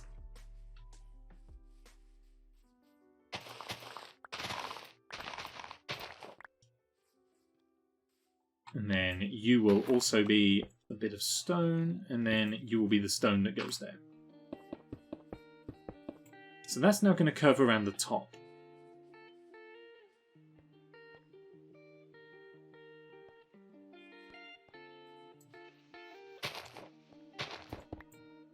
And then these are going to go this way.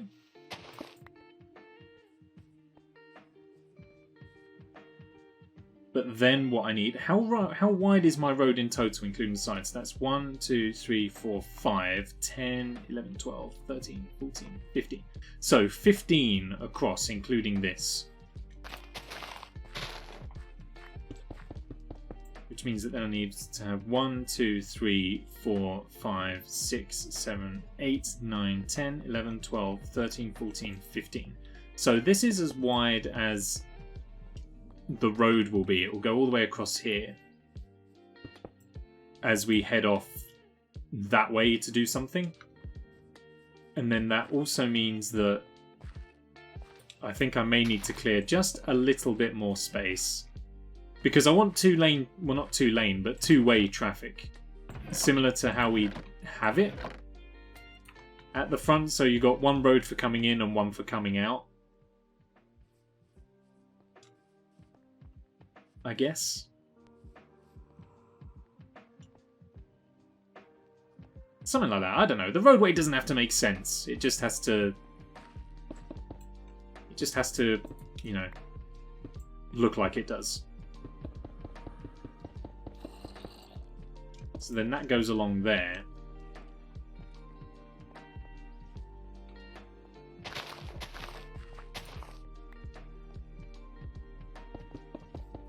And then this will carry along here.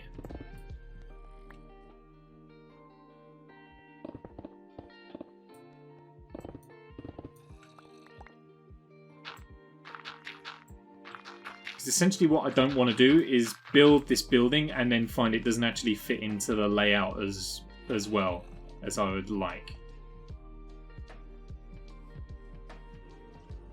So then this will all be our roadway right here, which means that our warehouse has to come on this side of this raised stone bit just here. Which I think I can make work. So I'm just going to take a quick nap. And then we can actually begin digging down into the underground. This isn't an official bed, by the way. It is like the couch, but I haven't got any beds nearby that I can use. Hydration break. I'll take it.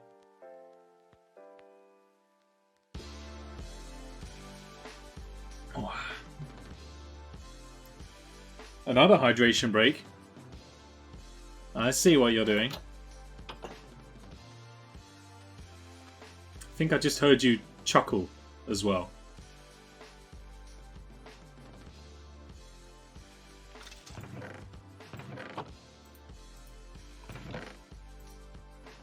Chug, chug, chug, chug. Down in one, down in one, down in one. Down in one, down in one, down in one. That's the song, right? Rage timed out Jay for 2 seconds and deleted all of his messages. What?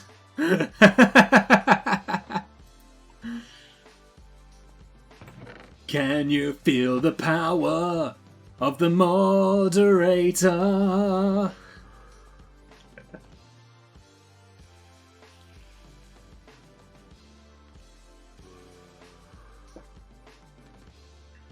You're right, I haven't. It's because I already had a drink. So here's what I think. I'm thinking... This is the German Coast Guard. What are you thinking about? I'm thinking I'm going to use some dirt just to outline things here. The power trip don't stop. So... if we make this the wall of the building, we won't make it out of dirt. This is just for visualization.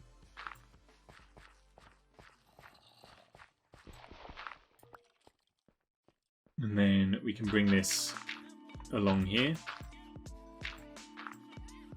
Aren't I obliged to? Obliged to what? And then that leaves us room over this way to carry on dragging the road around. And it's also a very substantial space. This should do us very nicely in terms of storage. Maybe being a bit overambitious, but I'm also determined to have the largest storage system on the server. Obligated. Wrong word. What? Am I not obligated to what? Or obliged to what? Either works in this situation, I believe. I say I believe because I don't know what situation you're referring to.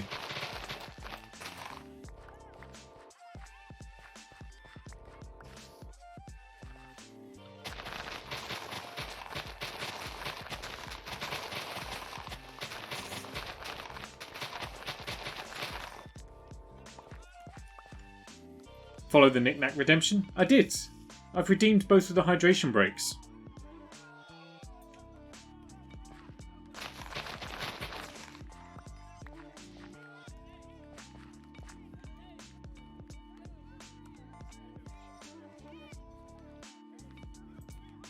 You didn't see the second one? Okay, well, I'll do a third one, even though this will be your second.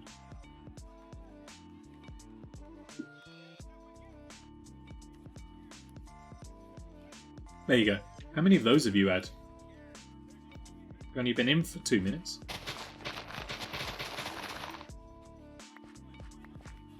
Okay. So that should be more than enough space. I'm gonna, again, just to markate it out with the dirt. My initial cobblestone outlines for this were really not very becoming, were they? I've expanded so far away. The cobblestone borders I had initially accounted for like 6 buildings. So far we've gotten 3. Rach has been following for 9 months, 2 days, 1 hour, 17 minutes and 35 seconds. Goodness me, that's precise. The scope was bigger than we could have ever imagined. It was so focused on whether or not we could, we didn't stop to think about whether we should. Or whatever the line is, something like that. Sean, 9 months, 2 days, 3 hours, 27 minutes and 46 seconds. Oof! Pipped by 2 hours. Can anyone beat that?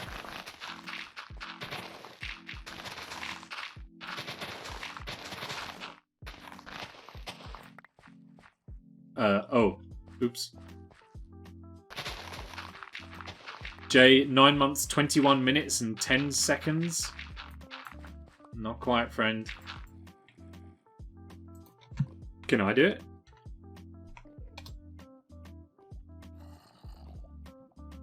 Oh, I don't follow me.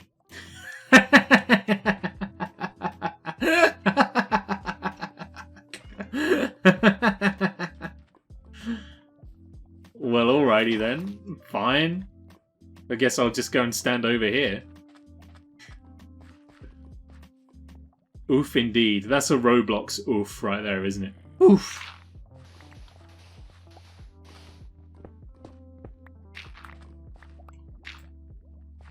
You can't sit with us.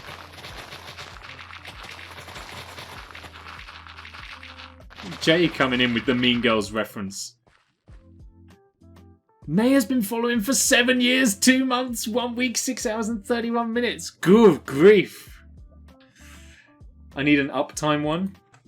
Living in my uptown world. Look at that.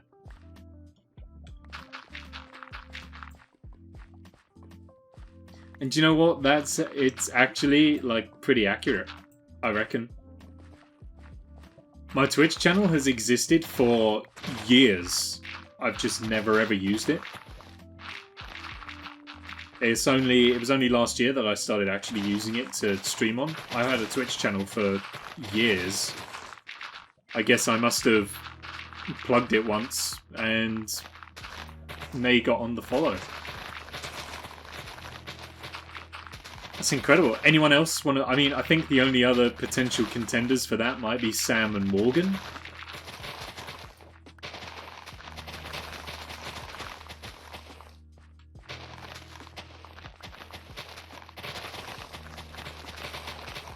Didn't know it was 7 years old. Nor did I, in fairness. I think I had to guess my password to get back in. Didn't even know you 7 years ago. It's a fair point.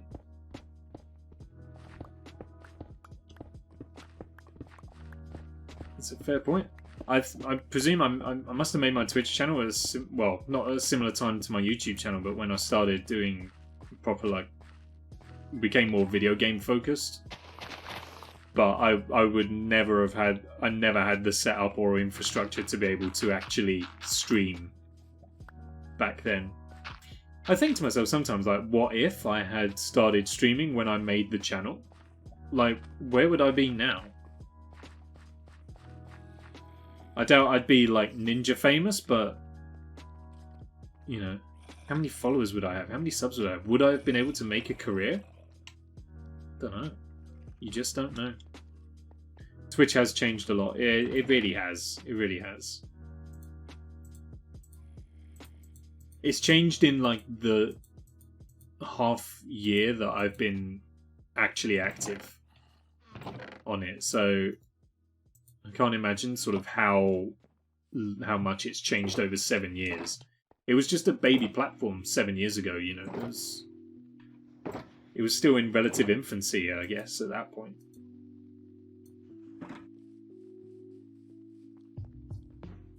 Right, now it's time for the great downward spiral. And there's no easy way to do this other than just tunneling along. Don't get me wrong, this is really easy. But it's gonna be a big job. Because I don't know if I've actually said what my plan is. I think you missed it the first time round. I need an uptime command. I don't know how to set that up. But I can look into it. Is that for how long I've been live? There is a counter on the page, but I guess that might just be desktop. I don't know if that appears on mobile. But yeah, I don't know if I actually went into my plan for what I wanted to achieve out of this storage room. So what I would like is basically a building similar to Soundstage 1 over there, but one that goes down further as well as going up. And then what I'm picturing is like gantries and walkways and like girders and bits like that stretching across the top for us to walk over. And then chests just down. And then I can drop items and then they'll get automatically sorted. And we can have lifts that go from one up and down and things like that. Essentially a big old mega project. And as long-time viewers / co-players will know, I love me a big storage room. I always seem to have an abundance of items that I can't ever find a use for. So I just end up hoarding them, much like real life. I'm a bit of a hoarder. I just end up hoarding all this stuff. So I like me a big storage room. I also think they just look kind of impressive. They're a nice flex to have. Especially good if you decide to do another 12-hour, and it makes it easier to find clips and funny bits. Fair. Fair point. I can look into that. A new 12-hour is definitely doable. Maybe in April. Birthday 12-hour stream or something like that.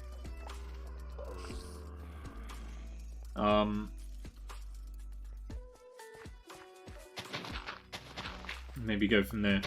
We'll see. It might be the last 12-hour I can do for a while. Thanks to work. So that remains to be seen. That's just speculative right now. What's going down? Hello. Thanks for your consideration and your help, but it is no longer required. Good. A nice big automated storage system is always good. If I knew how to do it, I would. I'm just a bad mod. You're not a bad mod. I'm just a bad streamer. I don't know how to do these things. What are commands? Oh, excuse me. I need new channel point things as well. I'm not sure what to do about those. They're kind of they're just sitting there and they're fine. But I think we're in the market for something else now. A new community goal would be good. But I know what everyone wants that community goal to be. And I don't want to do it.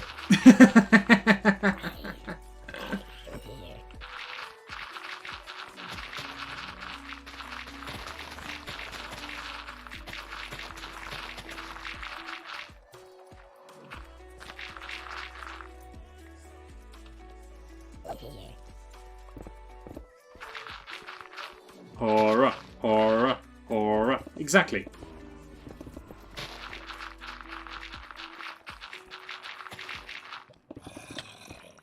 I don't want to do that.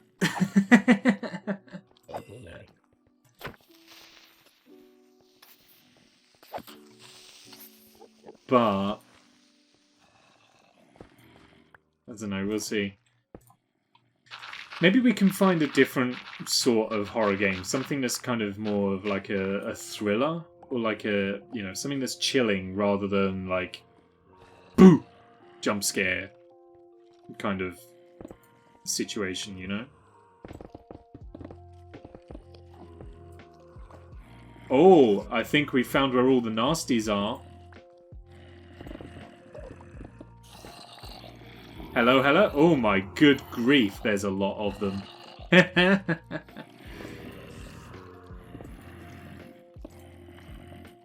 Okay, this is...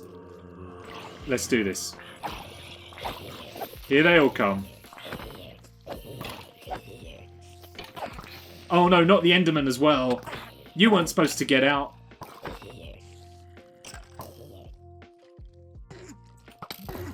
Okay, fortunately, I think everyone's kind of killing each other.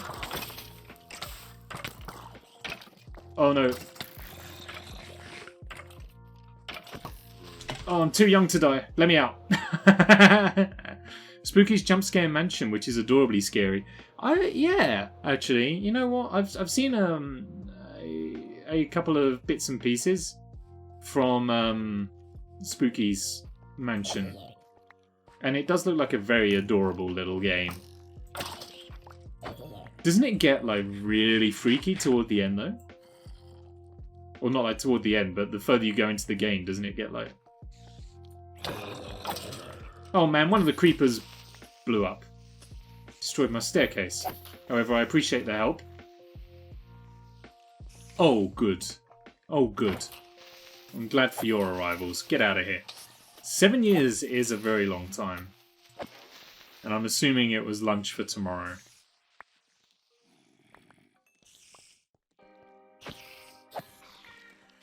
Part of me suspects, though I really hope that I am wrong, that there is a zombie dungeon nearby, because I can still hear quite a few of them. And I don't want them to... I don't want there to be a dungeon right where I'm gonna build my storage room, because we could use that dungeon for other things.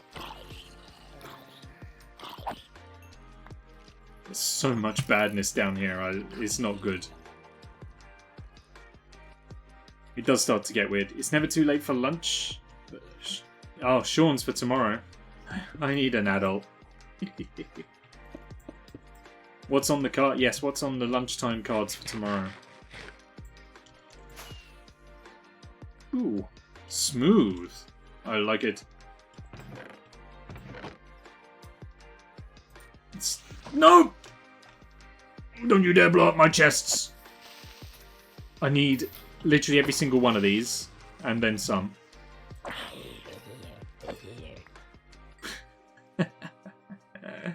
Here we'll be having a Cajun chicken wrap with mayo, cheese and red onion. He should also have lettuce, but the lettuce was weird looking, so I binned it.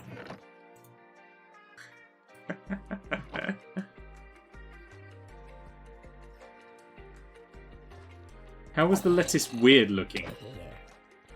Lettuce looked like lettuce? Was it all brown? Swap the lettuce for vinegar? Yeah!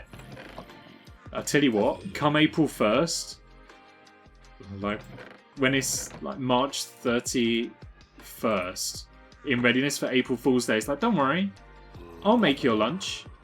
And then just hook him up with a vinegar sandwich for lunch. For April Fools. It was once! Once is enough.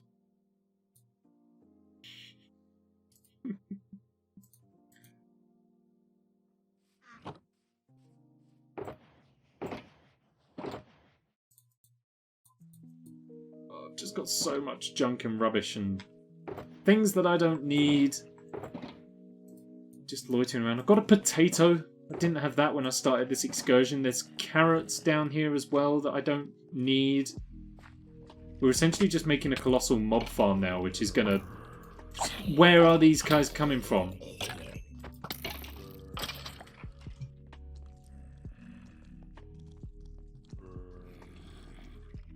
There's still so many zombies.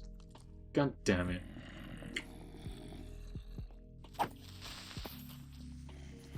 Dark in it, torches over friend. Yeah, I haven't got any at the moment. Oh, excuse me. I haven't got any. We could sideline all of the digging for a caving trip. Ow. I should definitely go get some torches.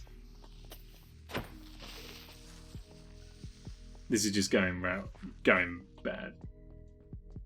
Stop going down there. I kind of have to a little bit.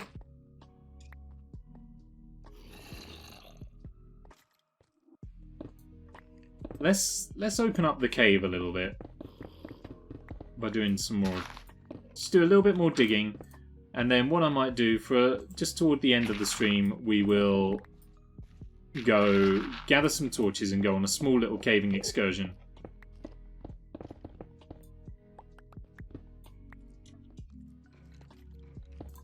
The thing, I feel like I'm actually in a good spot here. I feel like the building is just the area, I should say, is just ever so slightly wider than what we need, which means that rather than hollowing out an extra layer to make the walls, I can just build them up. Buttercup, baby, just to let me down. It's bare dark. It is dark. It's okay though. I shall sort that out.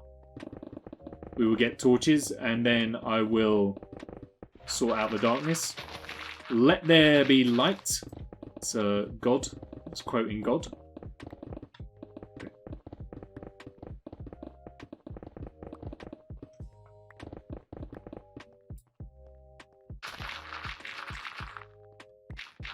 I'm excited to get back into Portal 2 later in the week.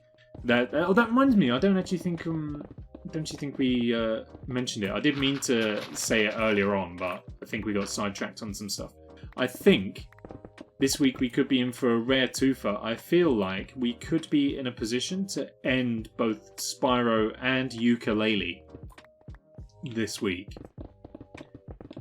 And I know I said that last week, but I think that this week could be the one. We'll see how it goes, but the thing is, we are at a point now in both games where I can't really justify doing another stream on it after this week because there really isn't much left. We're about 70% of the way through both games. And I think we could definitely wrap up that 70% in the next streams for each of their respective games. And if we don't, then we'll be on like 95%, and I don't think I could justify spending a whole stream for 5%, you know. We could even be down for an even rarer threefer, depending on how much longer of Portal 2 there is and how complicated it gets.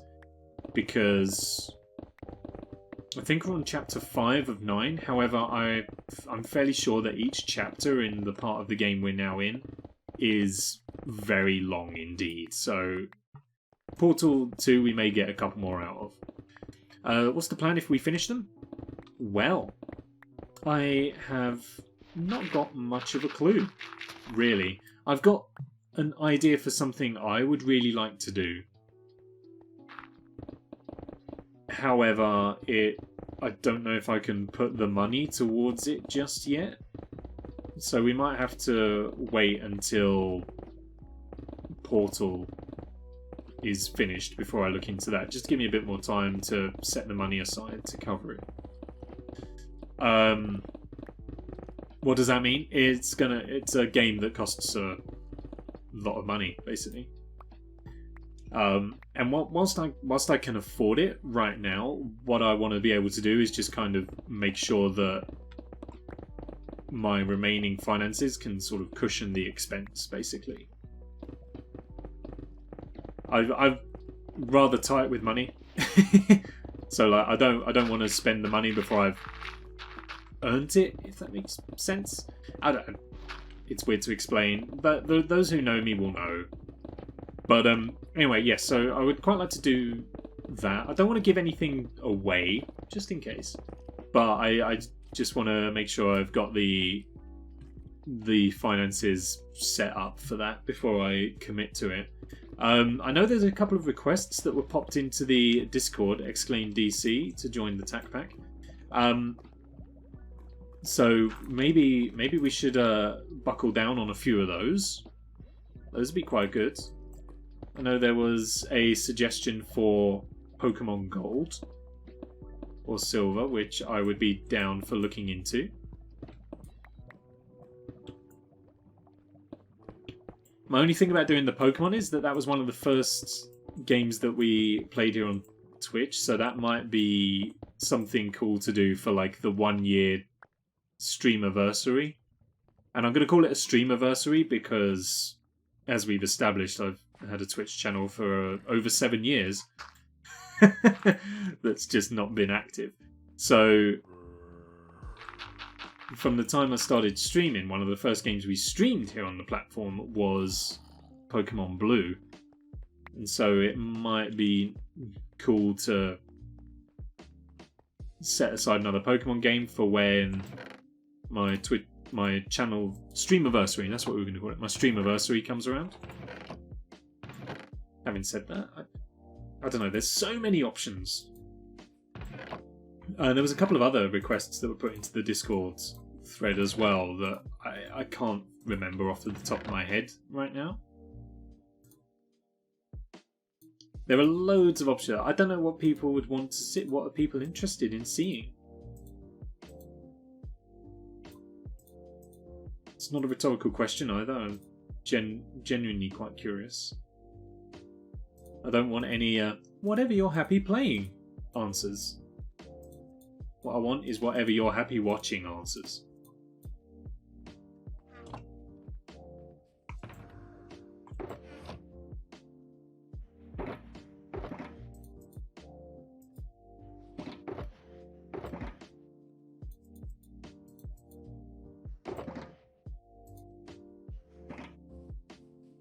We don't come for the games, we come for the company.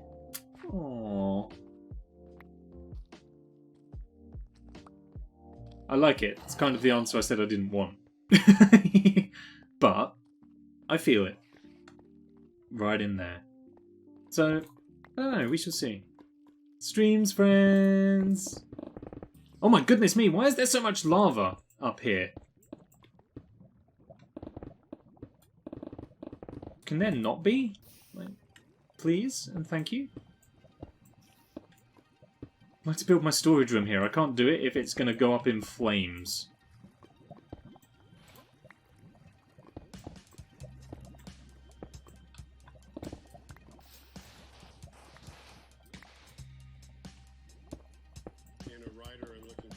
No. Instrumentals only! Why are there so many songs with lyrics? Pretzel rocks, I specify.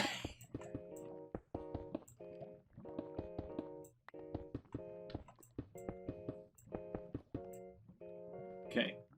That one sandblog was like, I've got you. Our favourite opera is on the telly again. Right, so we should provide a bit of context here. More! Or in the words of Oliver Twist, more! Oh yeah, I've got a story to tell about that as well. Right, priorities. Because I've gotten distracted. So,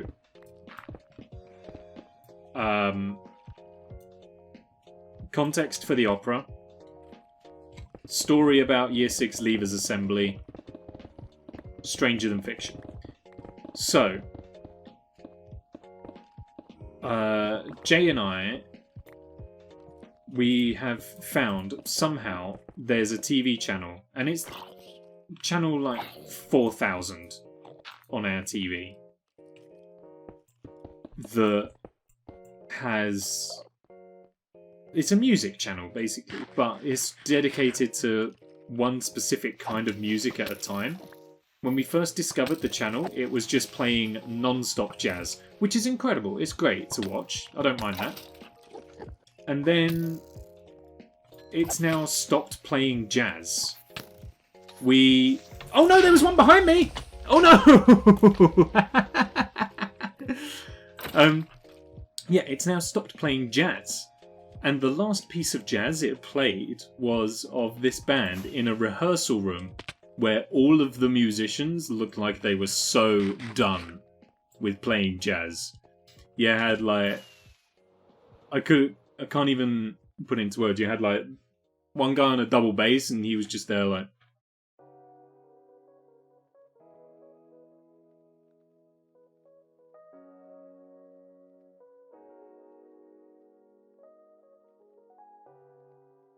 and like, it was really funny to watch this whole band that just clearly were done with playing jazz in this recording. And they played one song and it lasted for like 12 minutes. It was like a prog rock song. It was like if Rush made jazz music. And like, it was really funny. But then we tuned in the following day randomly, because it's on this... We don't change the TV channel. That's just what the TV turns on to. Then Jay turns the PS4 on, and that's it. And then when the PS4 gets turned off, it goes back to that channel. There's never any interaction. But then randomly it was turned on after Jay switched his PS4 on, and it was opera. It's now just showing non-stop opera, if you were. And some of it is like, opera's impressive. Oh, and ballet as well. Opera and ballet. Or mate, if you will. That's a joke for any Japanese speakers. Oh, I need torches because we're going caving. And it's just been non-stop opera. It's because in Japanese, mate means stop. So it's mate, ballet. Don't worry, it's fine. It was a bit of an overstretch, I think, that one anyway. But you got to take whatever opportunities get thrown at you. So that's what Jay means when he says, "Oh, the opera's back on."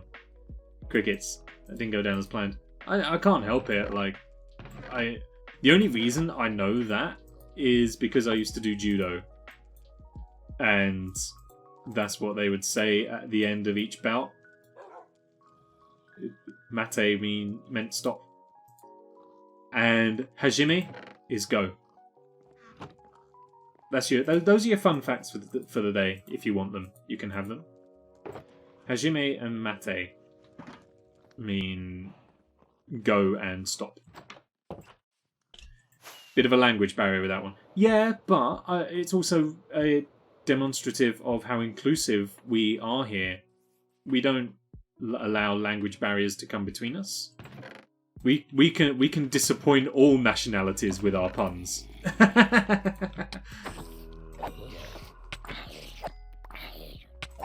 I don't discriminate, I exasperate everyone.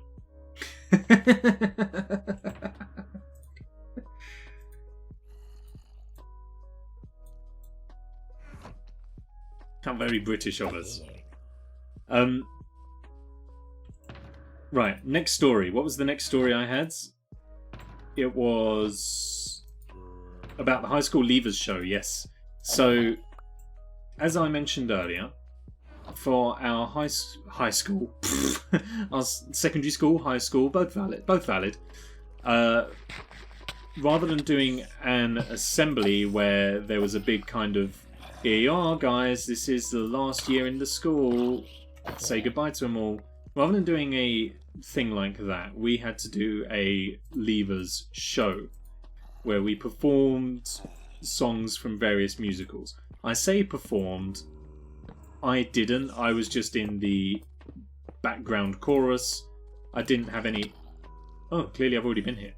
I didn't have any speaking parts or... Oh, hello. Any kind of value to add to the bit other than backing vocals, essentially. Where are these guys all coming from? Oh, hello. Good grief. And some of the songs we had to do were Grease and Oliver Twist. And I haven't seen either of those as musicals, as films, as performances, as anything. And so, needless to say, I struggled. Especially because one of the teachers was like, so we're going to be doing some songs from Grease. Everybody knows Grease, right? And the whole class, like the whole year group basically went, ah, yeah, Grease. And then there's me just kind of like, what? What's Grease? Other than the country? And I just didn't really get it. And the songs that we did, I don't think we did many songs from Grease. The one I remember that we did was You're the One That I Want. Ooh, ooh, ooh, honey. And as you can tell, I was a very valuable member of the backing chorus. But that was the one that we did. And I was like, I do not get the lyrics to this song. The teachers was like, you really got to emphasize the ooh, ooh, ooh, honey. I was like, what? Actually, no, that's not the song I mean. So we did You're the One That I Want, ooh, ooh, ooh, honey. And we also did the final song from Grease. The one about how we go together, like Rama Lama Lama Kidiggity Bing Di Bong. Or whatever. And I was like, I don't get the lyrics to this. Grease is wonderful. Oliver is one of my least favourite. Don't worry. This story does not paint Oliver in a good light. You're fine. So yeah, it was like, they gave us lyric sheets for that song, even though most of the lyrics for it are made up. Shoo up, de biggity boom, de boom. De bop, de bibbity boom, de ba, awa baba dooba, awa bamboo. Yeah, you know the one. And we were kind of going through that. I was like, I don't get this at all. So needless to say, I just kind of tried to keep my head down so that no one could see me not singing or be making up the words badly. And my evident lack of enthusiasm was not obvious. But anyway, we kind of muddled through the shawabbity wabbity wabbity bibbity bumdy bums of We Go Together. And it was also, of course, not helped by then that like you have the final fade out from that song. It's just, we'll always be together, always be together, always, over and over and over. It got very draining, it got very tedious, because obviously bear in mind as well, we're having to do rehearsals for this. It's not like we just put the show on and job done. There was rehearsals, and it was for like an hour every day in the final month or so before we left. So needless to say, I was fed up of Grease, and by the time it got to actually watching the film, I was like, I can't stand Grease. And you know what? I still can't really stand Grease. purely because most of it was just... I just had it ruined for me because I had to learn these songs that I didn't know.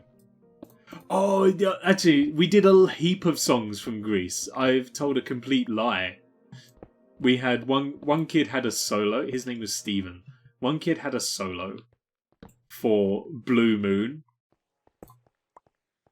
So, and like, it seems so weird to give a year 6 kid, like an 11-year-old, a crooner to sing. It was just like this one kid on stage, and obviously us there as well as the backup chorus. And he was like, Blue moon, you saw me standing alone. Ah, here's where all our zombie friends are. But, I mean, like, he didn't do it well. Actually, no, you know what? He wasn't bad. We may have just done every song from Greece, to be honest with you. Because I'm sure that we did the hand jive as well, and like I don't know what the dance moves to the hand jive is to this day. I can't tell you. It is thunder in a storm out here in the game. I have no idea what's going on. I can only hope that my villagers survive. If the villagers get struck by lightning, they'll turn into witches, and then I'll be incredibly sad. Did he drop trout? I hope not. Didn't know you were talking about children. I'm just gonna get put on the list. Yeah, this was like year 6, so we were 11-year-olds. But yeah, so he was like doing Blue Moon, and we had the hand jive because he played whoever that guy is. Vince Fontaine. The name literally just came to me. So we may have just done loads of songs from Greece. But anyway, we did also do a bit from Oliver Twist. And this one kid in the class, and like he was, I think if anyone in the year was gonna be a performer, it was probably gonna be him. Like he had a bit of an interest in acting. I think he works with music and stuff now. Anyways, we were doing this bit from Oliver Twist, and I feel like most people know the song Where Is Love from Oliver Twist. The song that Oliver sings to Nancy, I think's her name. Or not to her, he sings it to like his bedroom window about her. Or something like that, right? He goes, Where is love? I'm deliberately singing badly so that DMCA doesn't come down on me. Just in case anyone was in any doubt. So, the song that goes, Where is love? Da da da da da da da. Right. And this guy, again, it was a solo. This was his big moment. And like I say, he was probably the one out of anybody in the year who was going to move into some sort of performing. This was his big moment. His big solo.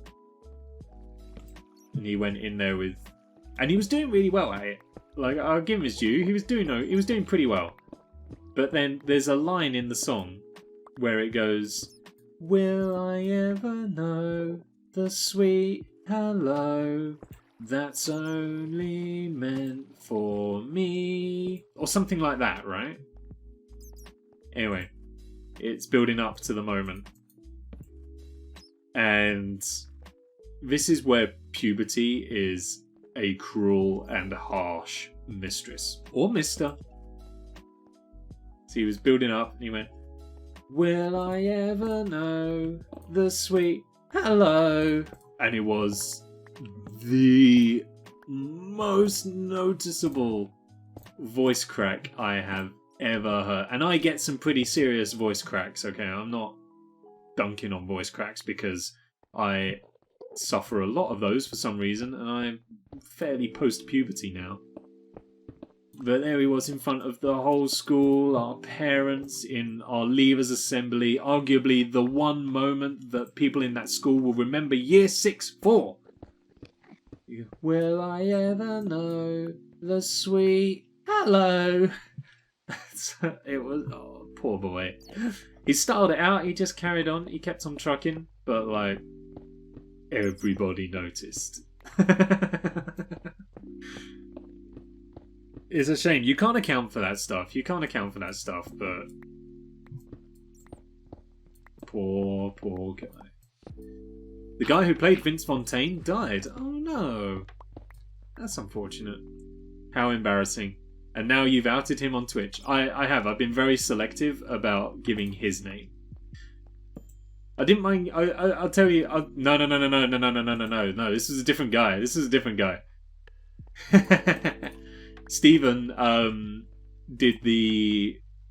was as Vince Fontaine and carried it fairly well.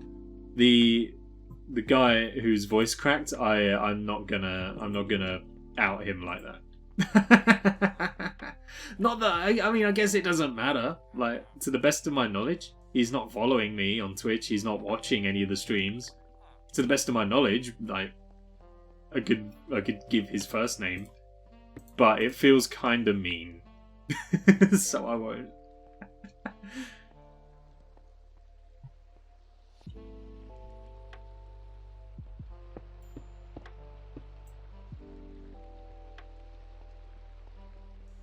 Oh, did we do all the caves? Did we do all the caving that I had to do? I mean, I certainly did some of it. Oh no, wait, we got to go back down this way. He hasn't forgotten that day. No, he hasn't. Actually, do you know what? Like, were I ever to meet him again, I could say to him, so,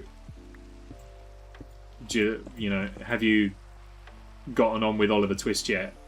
And he'd be like, I can't believe you're still bringing up Oliver Twist. So what can I say? You will never know a life where that will not be your thing ever again. Like, we haven't had a school reunion or anything like that. So, like, it's never come back up again, but it's definitely his thing. Oh, what a beautiful family! Do you remember Oliver Twist in Year 6? Let's just say it rhymes with flannel. Well, if you want to play that game, it rhymes with Jack.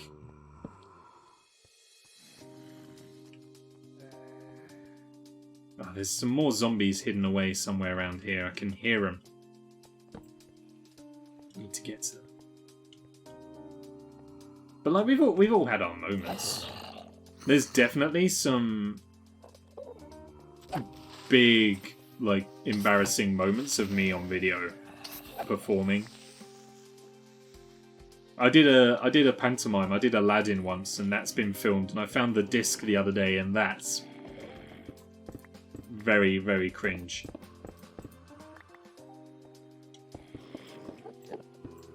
I may have to, if I'm able to, I might see if like it has any copyrighted material in it. If it doesn't, then maybe we could do like a watch party or something of me and Aladdin. Having said that though, like obviously there's other people in there, so there's probably a degree of having to seek permission to show the media and stuff like that. So we probably won't be able to. Sorry to like dangle the carrot and then immediately whip it away, but is what it is. Jack. Tack. Hang on. Nice segue. It was you! 'Twas not I. I mean, I get why you would think that, you know, like I say, if anyone out of the year was going to be the guy who was going to perform it would be me, and I understand the logic, but it's incorrect. I'm trying to track down these zombies that I can hear, and they are very near. Hello, there they are. Gotcha. Get them out of here. Mac? Is it Jack? I'm not going to give any more than that. Oop. Why must there be so much negativity down here? Can we get some positivity up in here?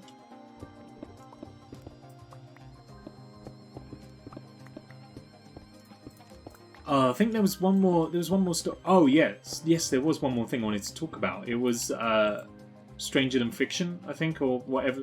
It was an old TV show hosted by the guy who played William Riker in Star Trek. It's an incredible TV show. I would thoroughly recommend watching it. It's so bizarre. It's basically like I think like it's got like the really bad reconstructions of like true crime documentaries like Deadly Women. I mean, documentaries, you know what I mean. It's got like those really janky reconstructions that are really badly acted of various stories, some of which are made up, but some of which are true. And as the viewer, it's your job to guess which of the two it is. It's totally arbitrary, but like it's delightfully weird. Would 100% recommend. I'm going to bed. I've already been up for 2 hours more than I was yesterday. No problem. I understand it's a school night now. Your commute's a lot longer. So go to bed and have a wonderful evening. Thank you for the bits. Sleep well. See you tomorrow, possibly, for a little bit of Spyro Year of the Dragon. Potentially the final stream. We'll see. But it's like, the reason why I bought it up was because the host of it is basically like a professional Twitch streamer. When the streamer has nothing to talk about. When the streamer has nothing to talk about, they just ask you arbitrary questions. And someone's made a compilation of this guy just asking questions. And they are so banal. It's incredible. He's like, have you ever ridden a bike? Have you ever noticed the smell when you walk into a restaurant? Have you bought shoes recently? What kind of calculator do you own? How many flamingos have you seen in the past week? How long has it been since you last flossed? Like, it's such a bizarre range of questions. And he's like, he opens up each show with one of these questions. And it's like, how many speedboats have you bought? How many speedboats have you bought? And then it kind of factors into what the episode is about. But it's so unusual. Have you done a virus scan of your computer recently? How many jumbo jets do you reckon it would take to lift up a pack of elephants? What is the colour red?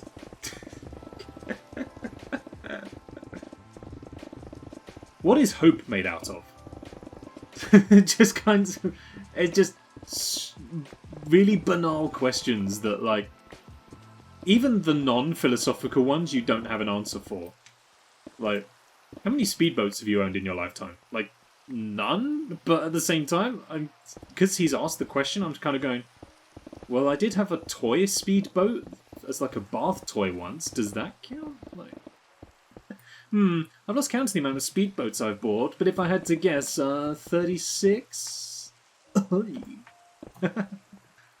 Alright, flexing. 36 speedboats. Rachel redeemed introspection. Alrighty. Let me finish off this layer, then I'll ask the question.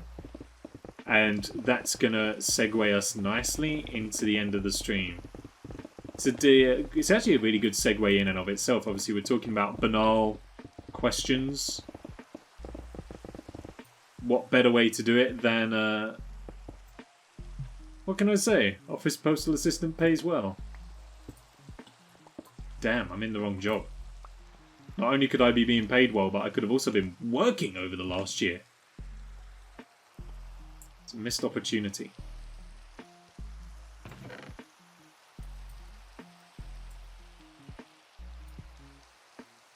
All organisation has gone out of the window now. But this is what I mean about the chest monster, is it gets to a point where you're just like, screw it. I'll just throw it all into a box and I'll deal with it later. We can't keep living like that. We need some substantial quality of life improvement when it comes to storing our items.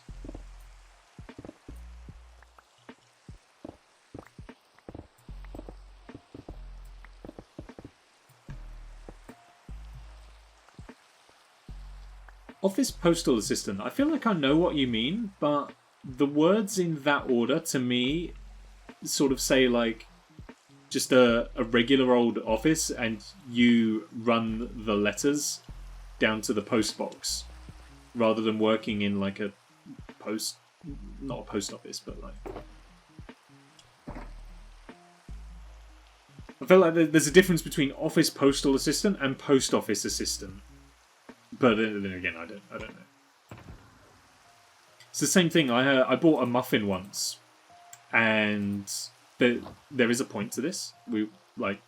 Honestly, I bought a muffin once, and I was reading it, and it said, I bought it because it was a chocolate chip muffin, and as I was bored, and you know what you do when you're bored, you read the ingredients. And then I saw on there that it says chocolate flavour chip muffin. I was like, cool. And then I reread it and I was like, chocolate flavour chip muffin is a weird sentence order.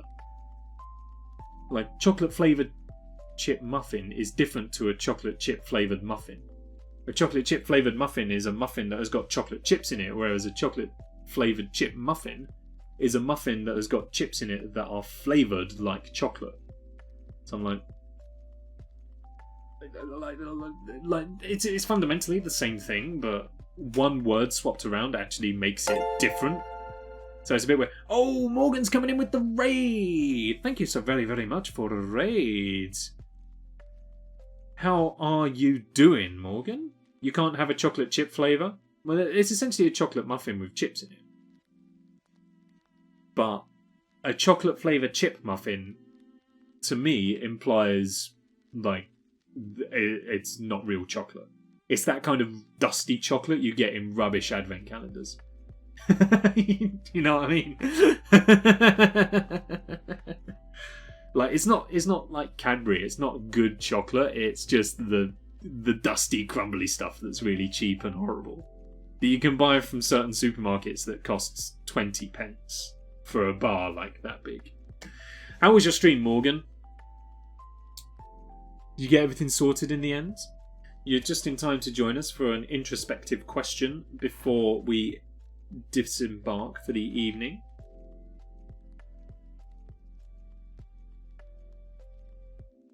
Alright. Somebody in chat say stop. And I will stop.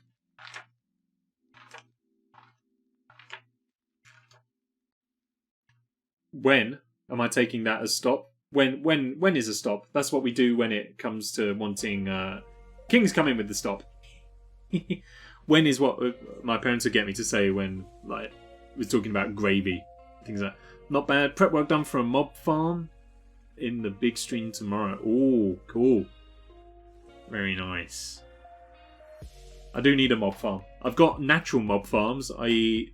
very dark caves, but none that actually are any use. Okay, so this is the section called Making Decisions. And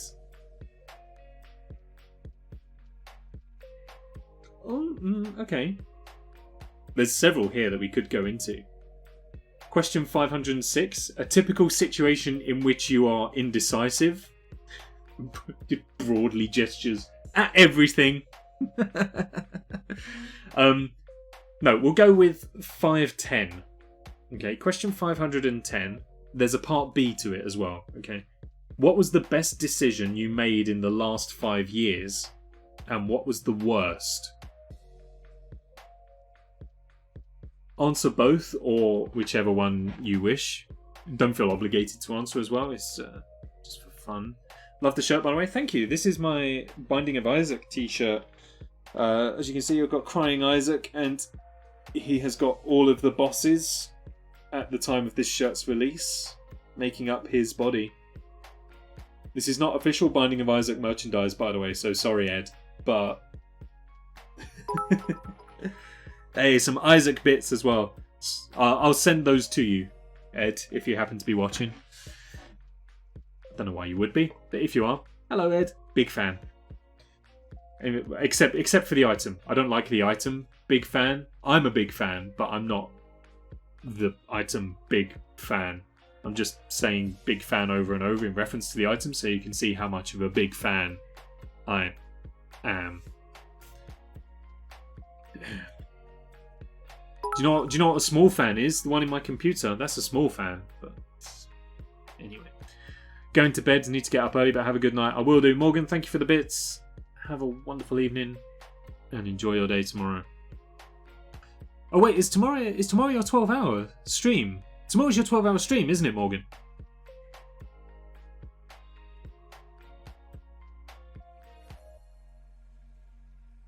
Oh, he's not gone already, has he? I think... Yes, it is. Okay, there we go. Let me crack open Discord. Where are we at? Yes, so, everybody, if you have nothing to do tomorrow, from midday, Morgan will be streaming. So, go and show some love. A full-on 12 hours. I have very little to do tomorrow, so I'll do my best to try and drop in. So yeah, go and show the guys some love. 12-hour streams aren't easy, so he'll be starting off at midday, I presume.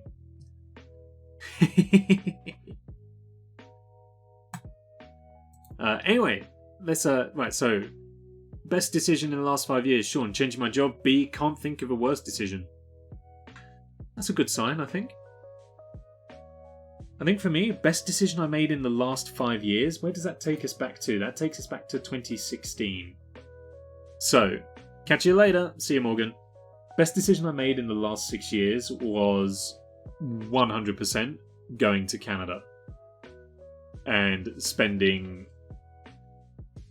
the 7 months in Canada. Because it was a wonderful experience. I got to see some amazing places. I fell in love with the country. I want to see more of it.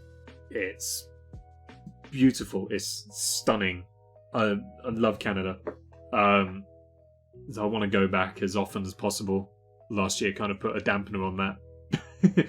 But that's the best decision I ever made. It then led on to so many other things. It kind of proved to me that was the moment where it proved to me that I can be independent completely, because I was in a foreign country totally on my own and had to make everything work for myself, and it put me in some super stressful situations that I haven't got time to go into right now. If you're interested, remind me tomorrow and we will discuss those. But yeah, it was probably one of the first times where I knew that I could be totally independent and everything I was doing was for me and me alone. And that's quite liberating to do. Whilst I'd lived on my own prior to that, I was still living with I was living with friends. Sorry, I was distracted by Rachel's message. I was living with friends, but I was also still in relatively close distance to my parents, so it was kind of like a nice halfway between, whereas I was responsible for me, and that was it. And it was very liberating. And then it led on to all sorts of other great opportunities as well. It improved my culinary experience. I learned how to cook better. I got to try new foods. We've been over potato and cheese ice cream on stream before. Bone marrow, tuna sashimi, poutine. Got to try so many new foods. Through people that I met in Canada, I was then able to go on holiday to Hawaii, because we all went and did that, so it opened up that door. So I think I got a lot out of that 7 months. So I think that's hands down the best decision I ever made. The worst decision, it's very easy to say coming back. But I don't believe that's the worst decision. It was the right decision to make at the time. Worst decision I've made in the last 5 years is very, very tough. I think in lieu of anything else, I would have to say that. but only because now looking back on it, I'm going, I want to go back there and I want to be back out there. So it's a kind of, in hindsight, it's a worse decision rather than like, I made a terrible decision and now I'm feeling the consequences of it, I guess. Does that make sense? I don't know. But I don't think I've probably made a few bad decisions. I think I've made one or two very terrible decisions that I'm going into on stream is not the place for. So definitely made some very, very silly and bad decisions. But I think of all the bad decisions I can go into, that's probably what I'd have to settle for. So we'll leave that. We'll leave that at that. That's the thing. It's like it's kind of. I think there's something wrong with me because I can never answer these questions. I think I lack substance. No. It's not a bad thing to not be able to answer them. I think everyone has answers for these questions. I think the point of this book is to make you ask yourself these questions and be honest with yourself. And things like that, and it depends on your perspective a lot. Maybe because I'm sure there are the people who go, no regrets, never have regrets, and I'm like, no, you gotta have regrets because otherwise you don't learn. Like but there are people who go, oh, you have no regrets, and they'll very well probably go, I have no bad decisions because I don't regret anything. You've made dumb decisions. So, I don't regret anything. Okay. This is what I mean. Everyone has a different perspective on something. And it's kind of interesting to go into a little bit. I think next time we meet up, I will bring the book. And we'll do it face to face in person and see if that greases the wheels. I'll just go with whatever happens. Well, that's the thing, is like that kind of offsets the no regrets. So if you then just kind of go, well, whatever, this has happened, now I've got to roll with it. I don't know, it's very different, and we got very deep toward the end here. Getting fired from your workplace led to another job, taught me so much. Exactly. You pull the positives out. That's a good thing to do. It's a good way to be. Alright. We've gone too deep. We need to rein it in a bit now. We need to wrap up. We'll save some chat for tomorrow. Everybody, thank you very much for coming and hanging out once again. I don't regret the things I did because nothing matters and we're all gonna die. On that note, have a wonderful evening, everybody. Enjoy the rest of your day, whatever you may be doing. In Rachel's case, enjoy the rest of your days. And in my case as well, I guess. I'm sure I've told that story as well. We can go into that on another stream as well. Anyways, yeah, have a great day, evening, afternoon, whatever it may be for you. If you've enjoyed what you've watched this evening, give the heart a whack and join the Tack Pack. Give us a follow. It's free. Doesn't cost you anything. And then come and hang out on Discord as well. !DC for the Tack Pack Discord. Other than that, I will see you all soon. Thank you very much for the bit drops on the end. Tomorrow we got Spyro, 7 PM GMT. And I will see you then, hopefully. Good night, goodbye, take care, all the rest of it. See you later. Bye-bye. Where are my buttons? I don't know. See ya.